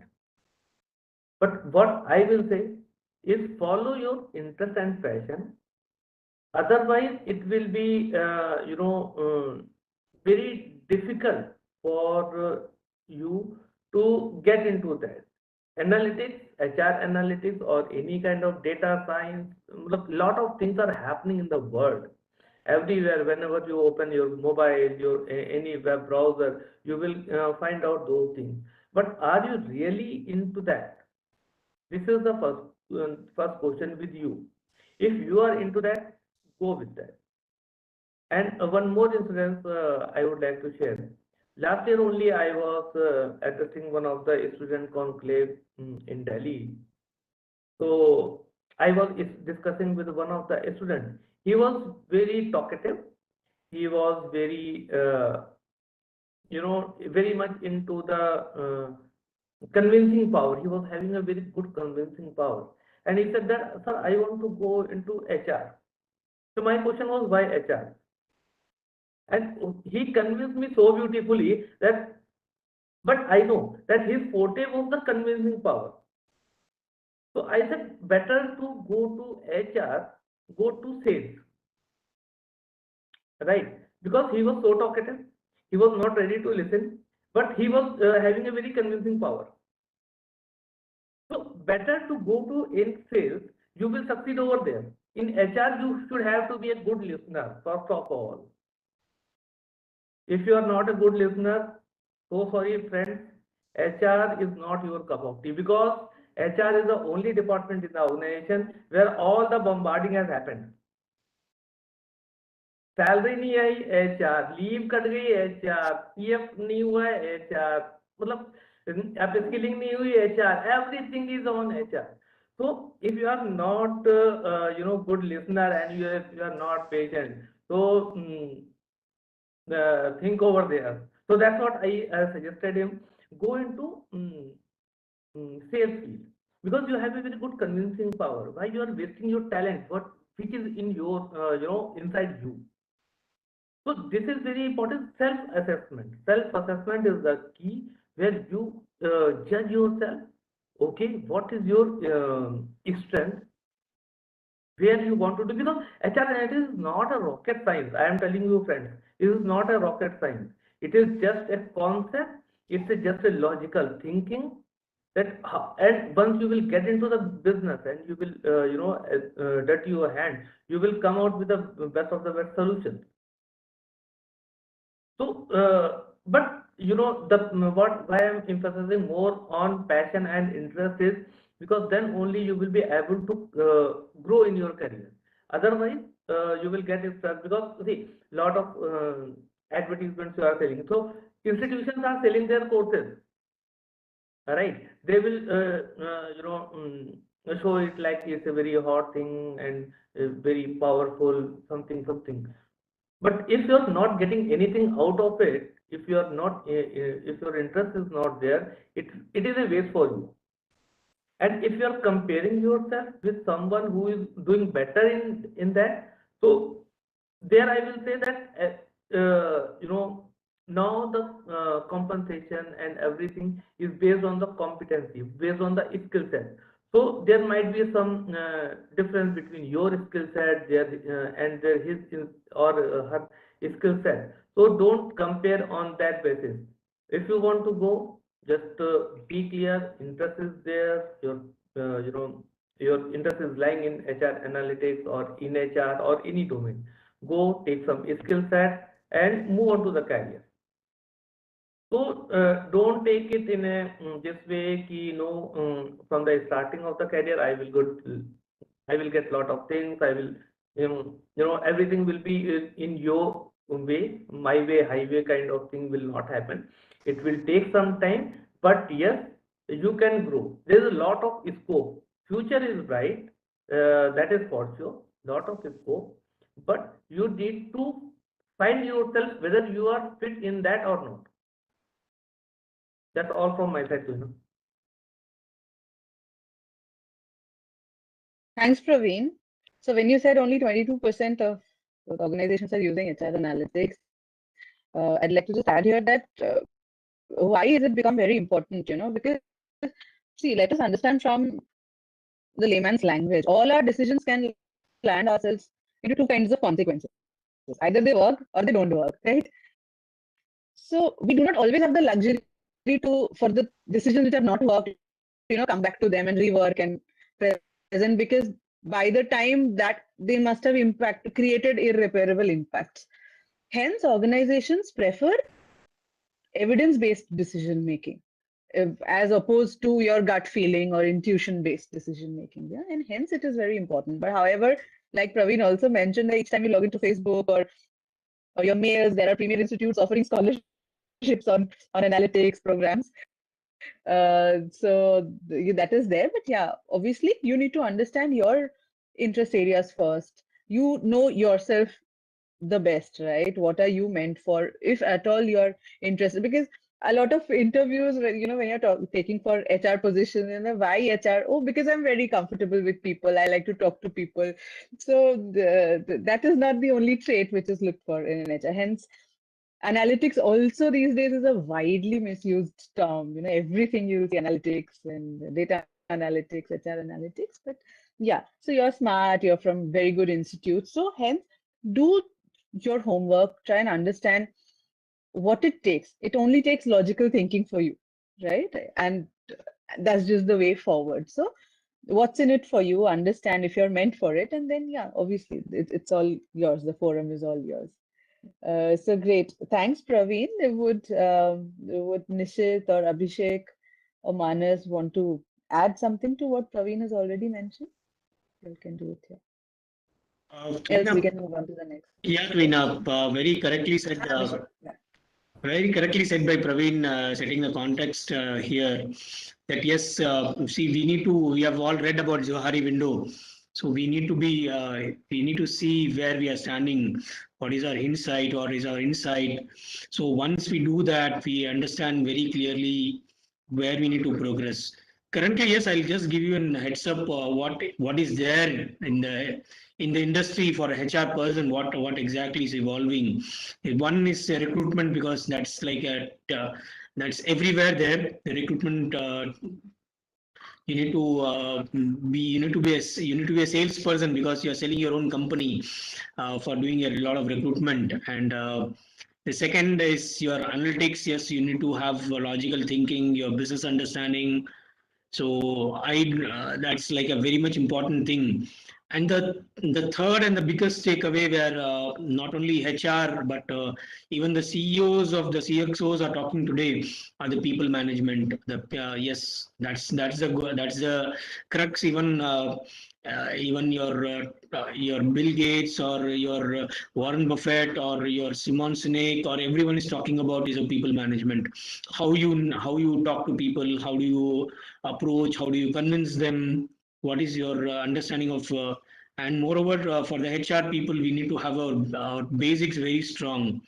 So if you know your labor laws, because we are in a country where we have diversified labor laws. With every state has its own minimum wages, different things going on in place. And if you are not aware of the things, we need to learn and get aware. That's very much important. And that's the key takeaway from key things. We need to understand what is there in the business for the future. It's not a it's again I repeat that it's not a rocket science. We don't know these things as a HR professional. Yes, we do a lot of work for the company in the perspective that the employees are happy, they're engaged, we get a lot of performance. You get you get maximum of the output from your employees. So that is how the HR is evolving today. Over to you, the team.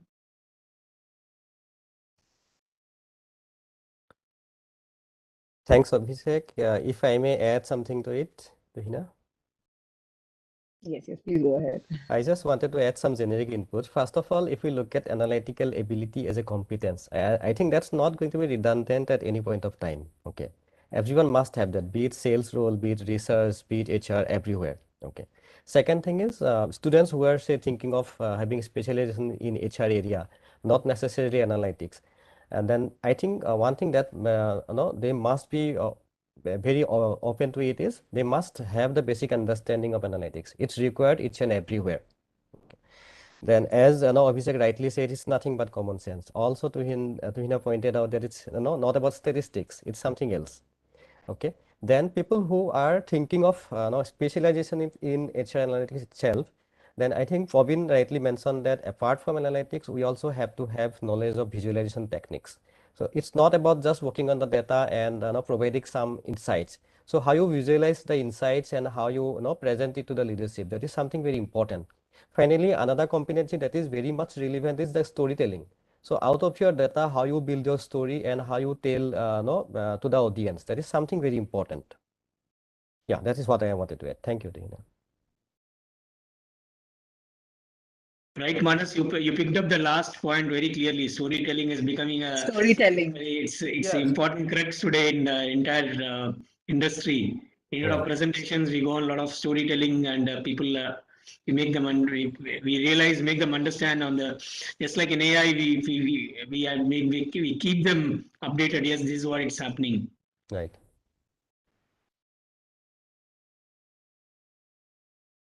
Thanks. I think we have the last question for the panel, which is, and I'd request Nishith to take this. What all aspects of performance students should be aware of in order to perform better in organization with the evolving HR metrics? Tuhina? It's sorry. It's been a really wonderful session. I mean, hearing all my colleagues. Just to add to the previous question, where Praveen, Abhishek, and Manas put in there, this one, it reminds me of one incident. If I may, I'll just take a minute, Tuhina, before I delve into this question. Is it okay? That's okay. Yeah, a minute is And, fine. okay, so basically, I've done a lot of interviews. So I was interviewing this fresh kid out of hotel school. He wanted to be in human resources, not in any hotel operations, like an F&B or production or front office or housekeeping. So I asked him, why HR? I mean, same question which Praveen mentioned when he was talking. Why HR? The answer he gave me. He said, I want to make people happy. That's why I want to be in HR. It actually made me sit back and think, am I here to make people happy? Is that why the HR function exists? I finally had to tell him, you might as well sell ice cream to make people happy, because HR is a business function. We're not here to make happy. So just to put things into perspective, I just thought I will share this incident that happened with me in one of the interviews. Just to see that, the function of HR is sometimes at best misunderstood as to what the real outcome would be. Same is the case with HR analytics. I mean, the people do misconstrue what analytics is all about. Analytics only supports the business. It does not actually define the business. So it's very important to keep that in mind. On the same notes, if I have to take this question, Tuhina, what all aspects of performance should students be aware of in order to perform better in organizations with evolving HR metrics and performance management? So, Right. before I go into that, let me ask you, ask the kids a question. Have you guys heard of NSA, the National Security Agency in the United States of America? I'm sure you have. Super. What is that one metric that NSA measures and tracks on a day-to-day, fortnight to fortnight, and month-on-month at all levels? What is that one metric? Can anybody tell me? There is one metric that organization follows and tracks religiously. I mean, they track a lot of them, but this is one metric that they use to define their business.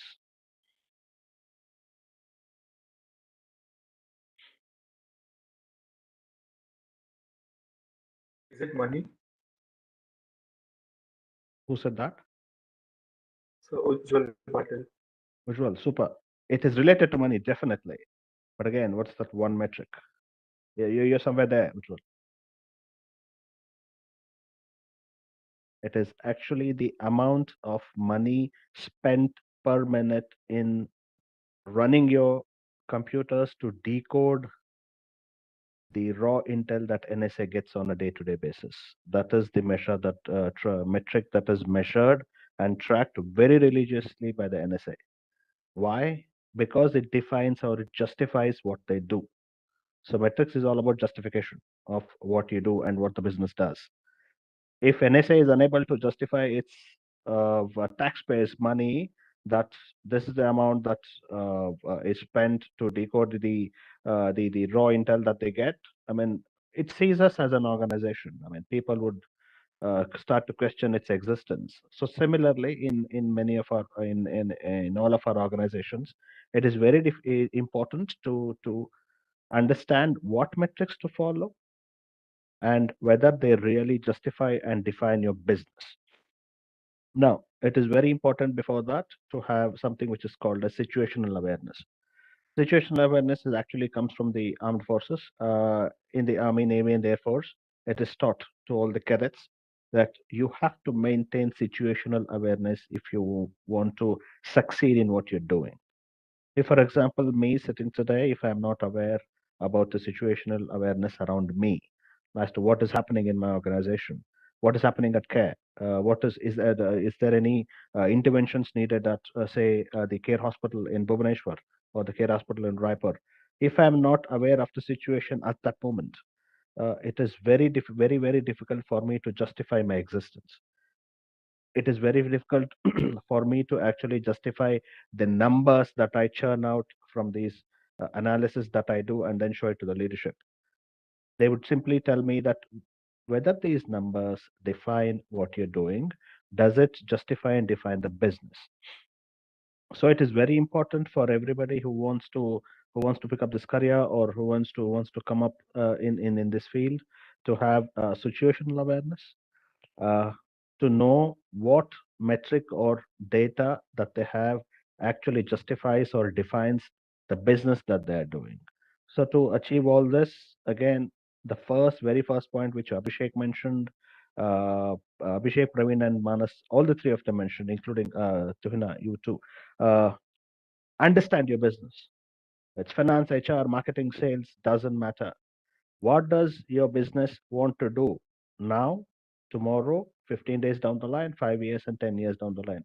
Understand that. Only then you will be able to actually understand what metrics is and then perform better.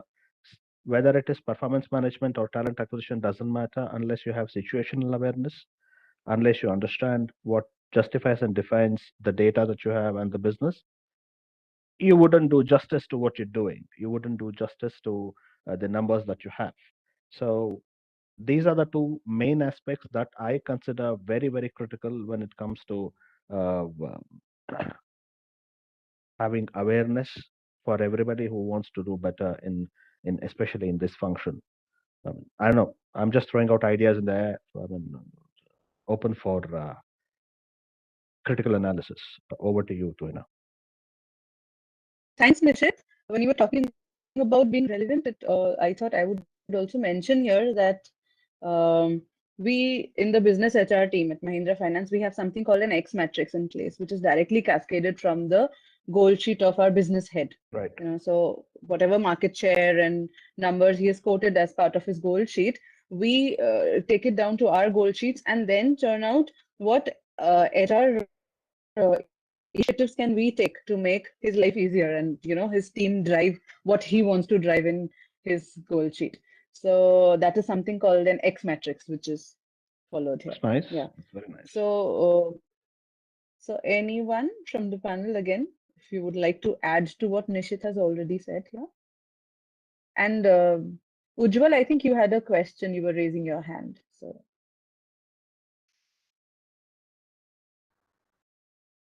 No, ma'am, I did not. Sorry. Okay, no problem. So, Abhishek, Manas, Praveen, if you have anything to add to what Nishith has already said.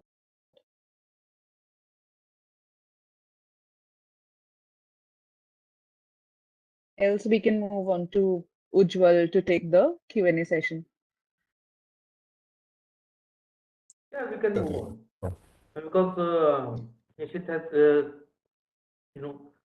elaborated so beautifully that actually he has not mm, given any scope to say anything. Right. Thanks, Nishith. I don't know whether I should be saying thanks or should I ask for forgiveness of the panel. But I spoke a lot. No, Nishit, No, you've so made you it did very that. clear. No, it's Yeah, all that good. was very crisp and it was very, very clear. So no queries on that. Ujjwal, over to you for the Q&A. Thanks. Thank you, Tuhina ma'am. So moving forward to our Q&A session, I would like to ask the students if they have any questions, they may raise their hands.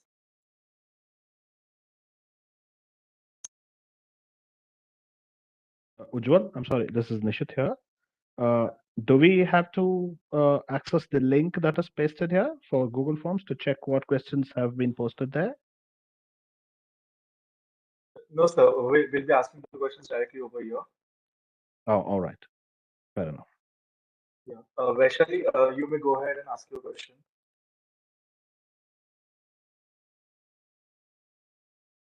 Good afternoon, panelists. Thank you for such an insightful session.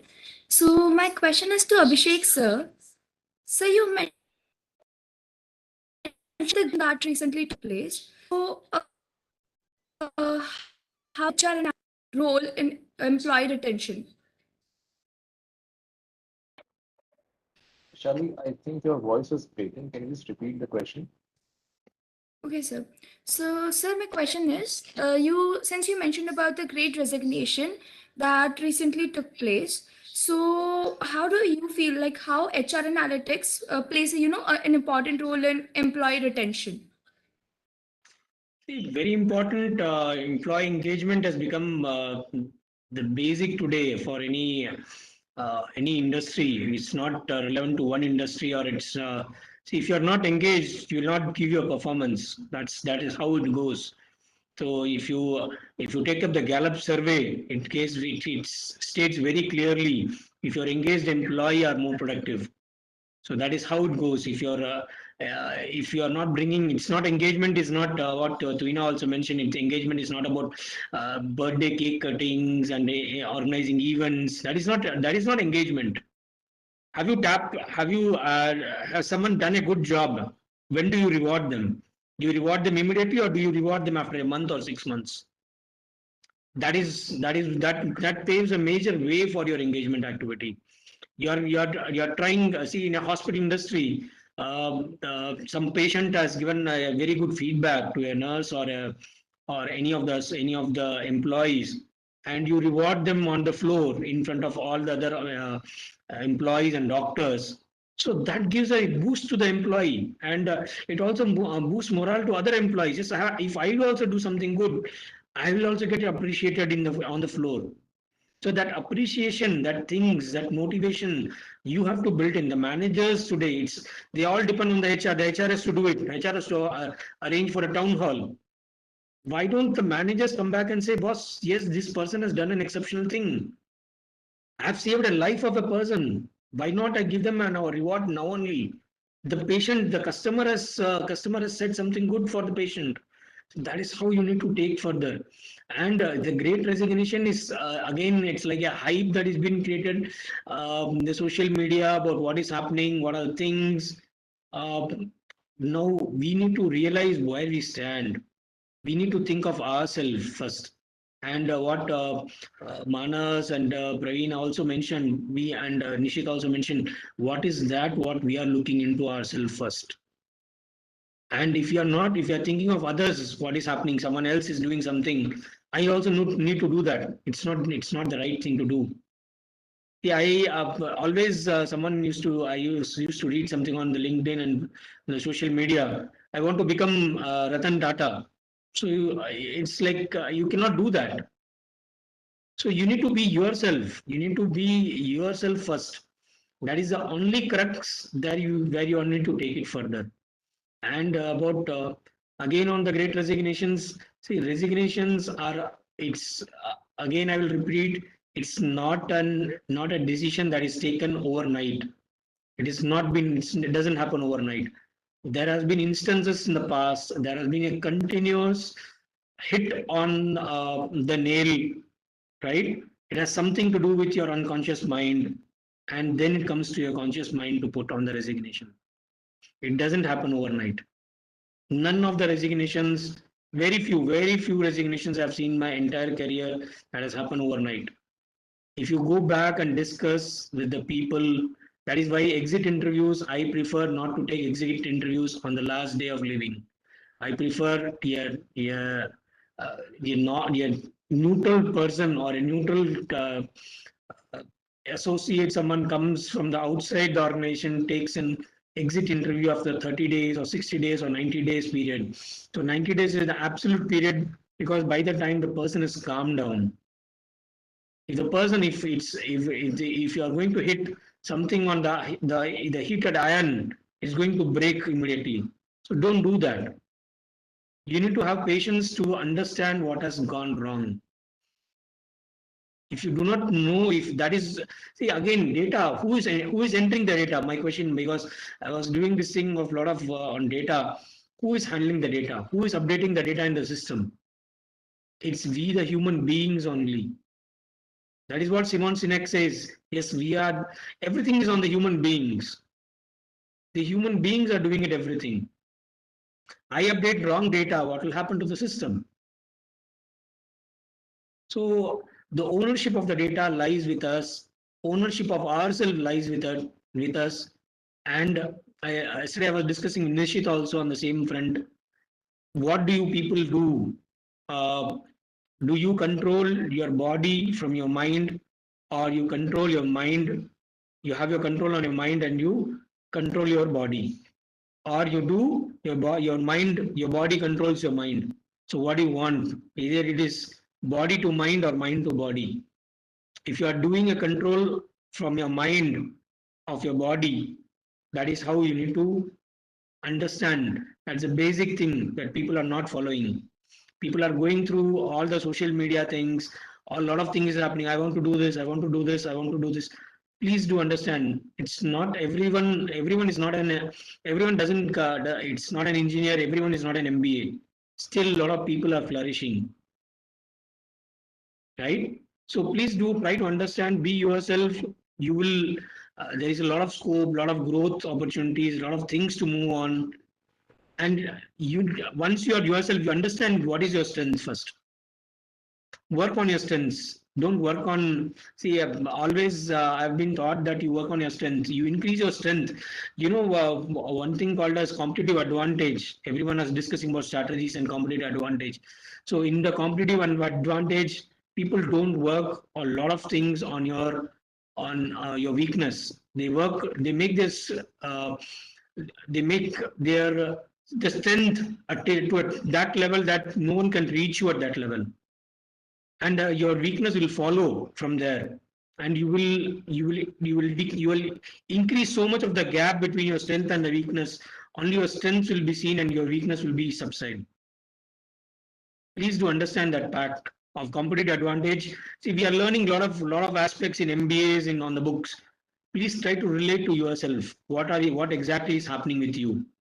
If you start doing that with you, it will be easier for you, right? So I just used to remember my strategic management case studies from day one, where the answer, the reply was only one word or two words maximum. That was the reply of the entire crux of the case studies. 100 pages, 200 pages, we have gone through everything. But if you do not know the crux, it's not everything. It's only a small word, one word, and the case study is solved. Right? Thank you, sir.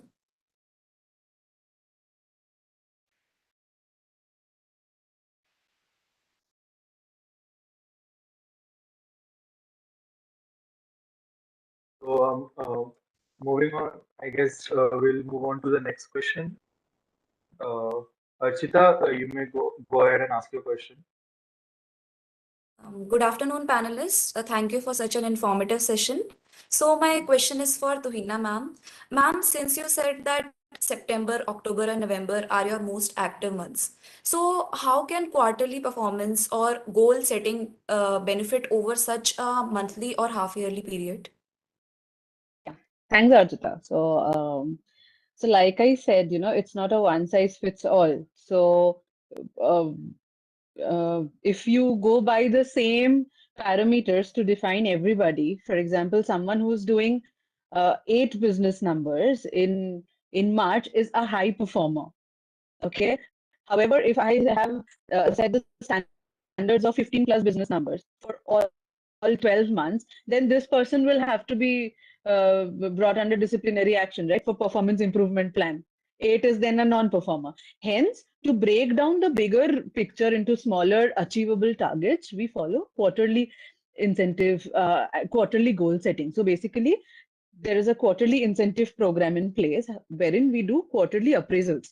So the goals are set at the beginning of a quarter. So first day of, for example, for Q1, April, May, June, 1st of April, I'll have my goal sheet on my system. So I have that created and approved by my manager on or before 31st of March. So I know what the organization expects of me these 3 months. Okay. End of the quarter, say 30th of June, you know what you have achieved, how much you've done. So you also know, okay, so the 3 rating performance pay as it is paid out to the employees every month. But then at the end of the quarter, there is an appraisal which happens. So basis your performance, there is a rating which is given to you. For example, maybe out of 5, you've performed at a 4.5 level. Then this incremental incentive is paid to you as part of your quarterly incentive. So it's like a win-win for both of us. For employees also, it's like, okay, they can plan their budgets accordingly. They know the bigger picture. So an organization plans X numbers or X percentage of market share in maybe Maruti or Hyundai, so for F23. So this employee of mine is aware by Q1, I have to break my targets into this. I have to do these many in Q2. I have to handle this much of span in Q3 and Q4. So all Q1 to Q4, I know I have my aspirations are in line with the organizational requirements. So they know, okay, I'm on track, off track. Then what has to be done? What's the gap? So it has proved to be extremely beneficial, and hence we've stuck to this system of quarterly appraisals. And you never know, for all you know, maybe in a while we also start monthly appraisals. We have done away with the bell curve for sure, and this is what the future looks like. Yeah. I hope I've answered your question, Archita. Yes, ma'am. Yeah, thanks. I would like to add one thing over here is how you, demonstrate or how you convert your, future as, Tuhina said, and how the performance management goes on. So in performance management, what basically we used to do is, as Tuhina said, that the bigger picture breaks into certain parts. All right. Now, if I correlate with you and your future aspirations, so your future aspirations is your bigger part, all right? Put on the top, then further break and drill down into certain steps. That to reach over there, what steps you need to take on, all right? Then these steps to be, broken into further parts, like if you want to go into analytics. So firstly, your objective is to go into HR analytics. That is your main objective and bigger goal. Break into that study, then go for some technical tools, go for some data visualization, go for some storytelling. So this is how you can break your own career progression, your learning path, so that you can achieve that goal. So this is very much you can very much correlate with performance management and how you want to progress in your career.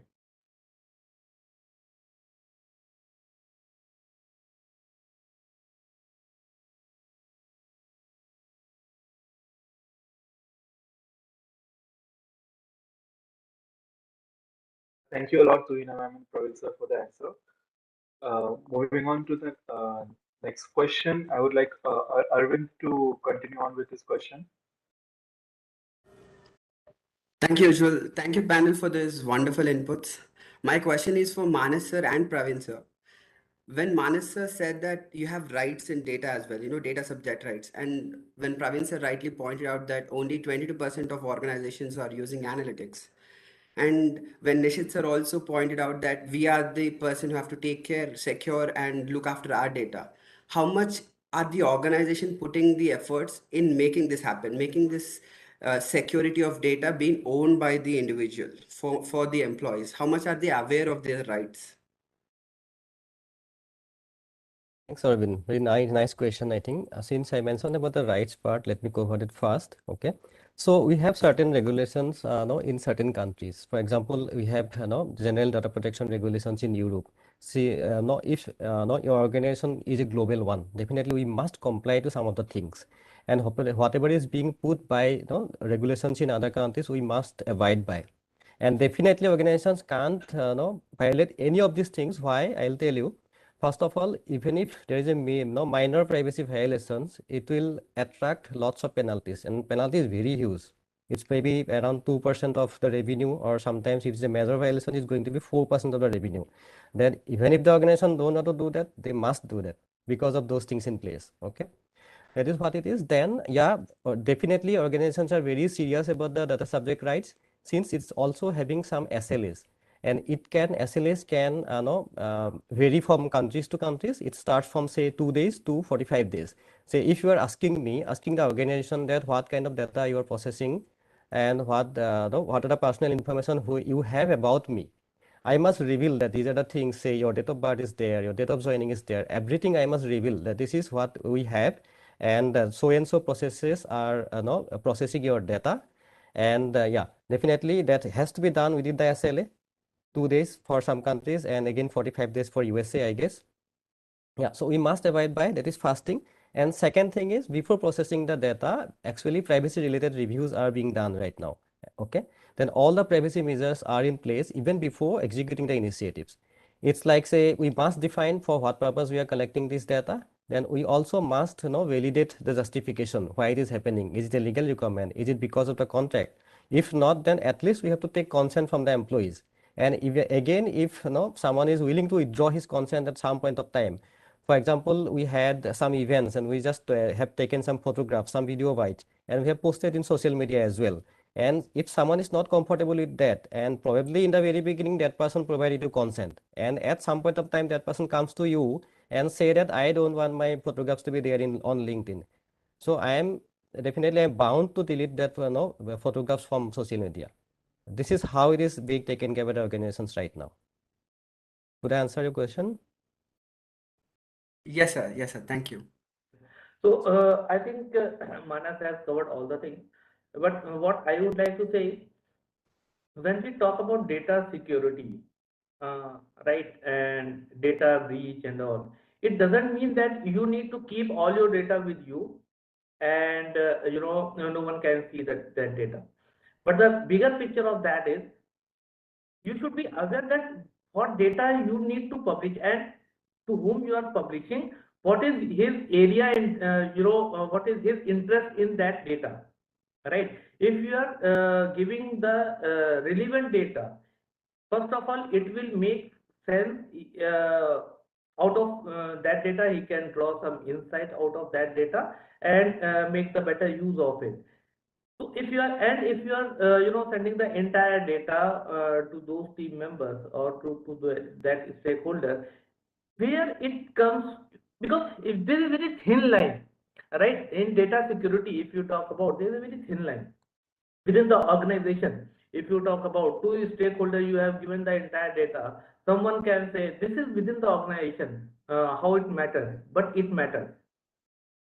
Because if you are, let's say, sharing the performance data, and you have shared all the entire company data to one regional manager or business head only, so there is some breach of data, because the other region's data or other business data, he or she should not see.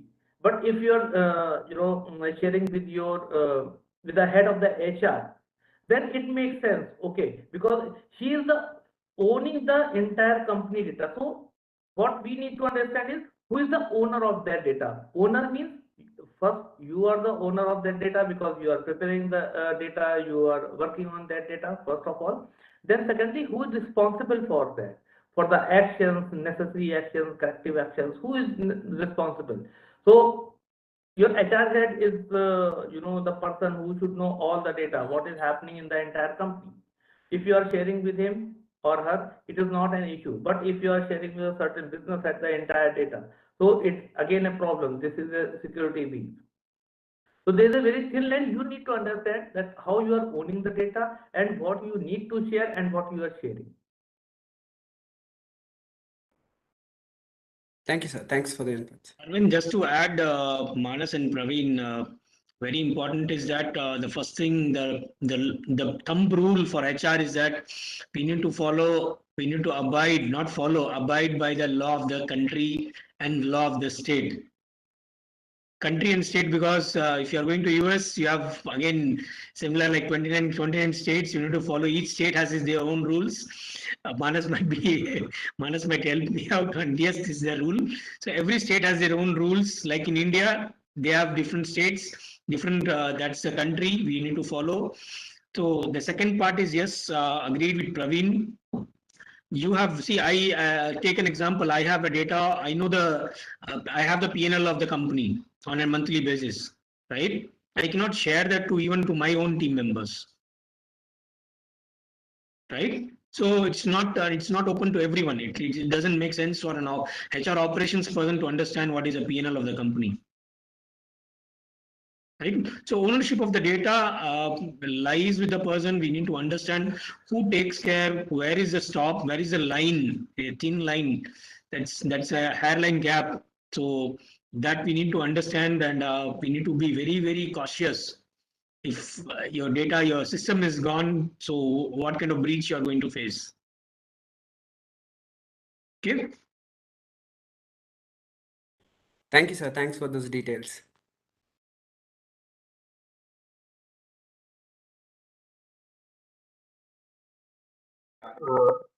Thank you a lot for answering those questions. Since we're running out of time over here, I would like to call in Prithvi for the ending note. Thank you, Ujjwal. Ujjwal, can you confirm, am I audible? Yeah, Prithvi, you're clearly audible. Yeah, thank you very much. To esteemed panelists and the fellow students, it's an honor to deliver a thank you note on the very first panel discussion of Anvay, the Analytics Conclave. On behalf of teams Foreza, Frinzer, and Datonics and our institute, I would like to extend a hearty note of thanks to all the speakers for gracing us with the insights and their opinions on today's topics. That is crunching the numbers, why HR matrix matters in performance management, best practices. And we have been fortunate enough to have the diverse panel of human resource experts. And this session was very insightful, and they had a lot of takeaways. And just to mention a few of them, the storytelling out of the data and common sense is not so common, and understanding your business. And once again, it's been a tribute to host all the panelists. And I'm so thankful for students who are participating in the session. Thank you very much, sir. Thank you very much, ma'am.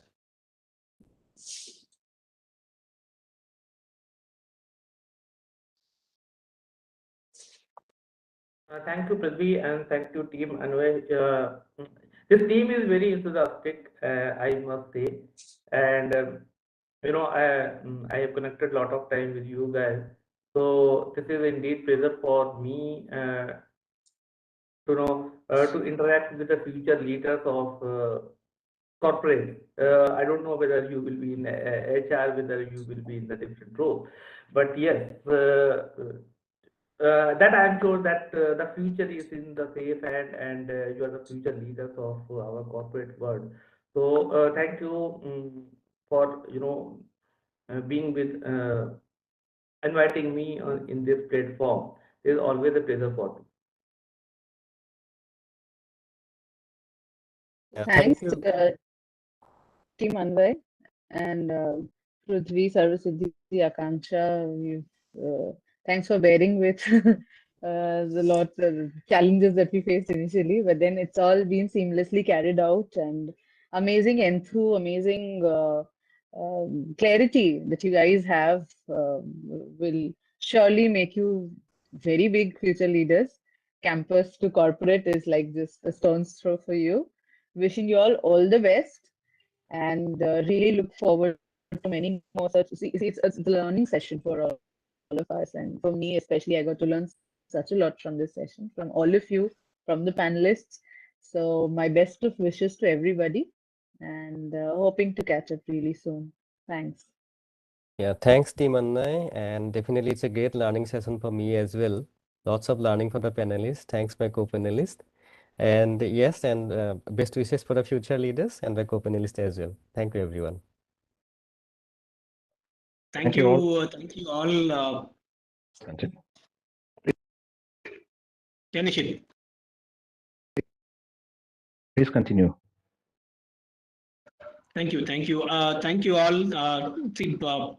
Always, it's about the learning curve. That's I discuss on all the topics, all everywhere. So it's a great learning. So thank you all, and from the team, from the Anvay team, the panelists, Tuhina, Professor Malik, Professor Singh, and really the future leaders. I'm seeing yes, I've gone through, browsed through the phases, the things. So I understood what exactly how you people are being there. So what you are going through. So happy to see these things. So welcome all to the corporate world soon. We'll be doing that soon.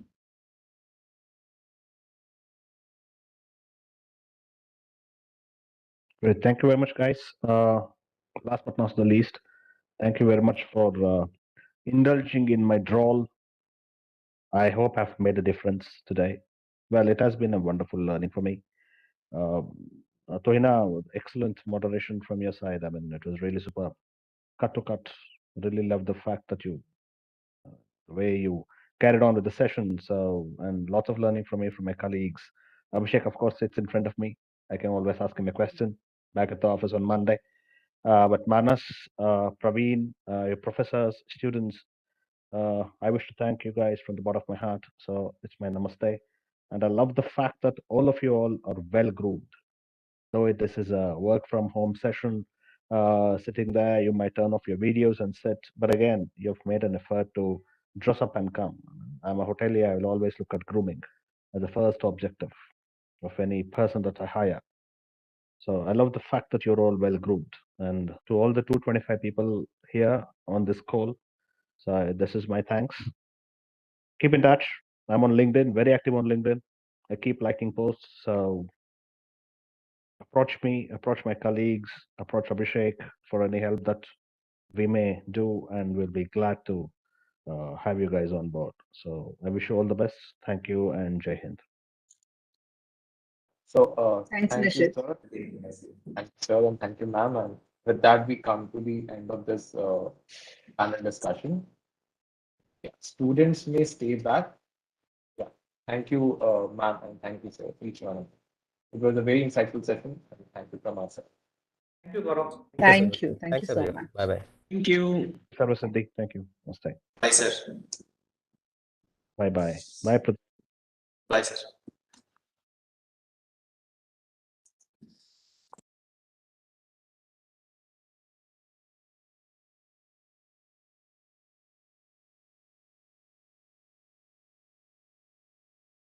So students, quickly, from our team, the quiz can be floated on the chat, and everyone is supposed to take that test, because attendance will be based on the test that you have taken.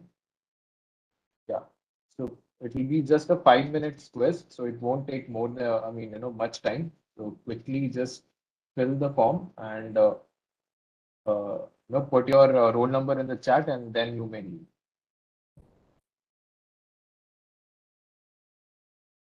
Yes. So P, have you shared the link of quiz? I'm sharing it right now. Yeah.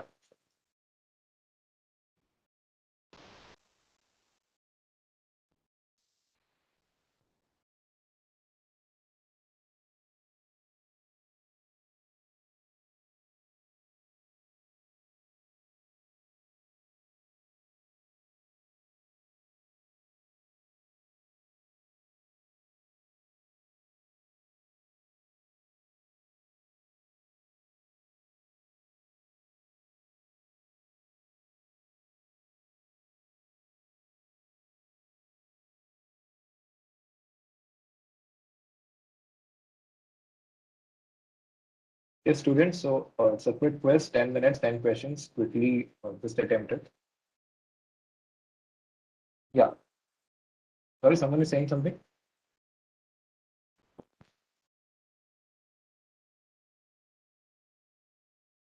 Okay.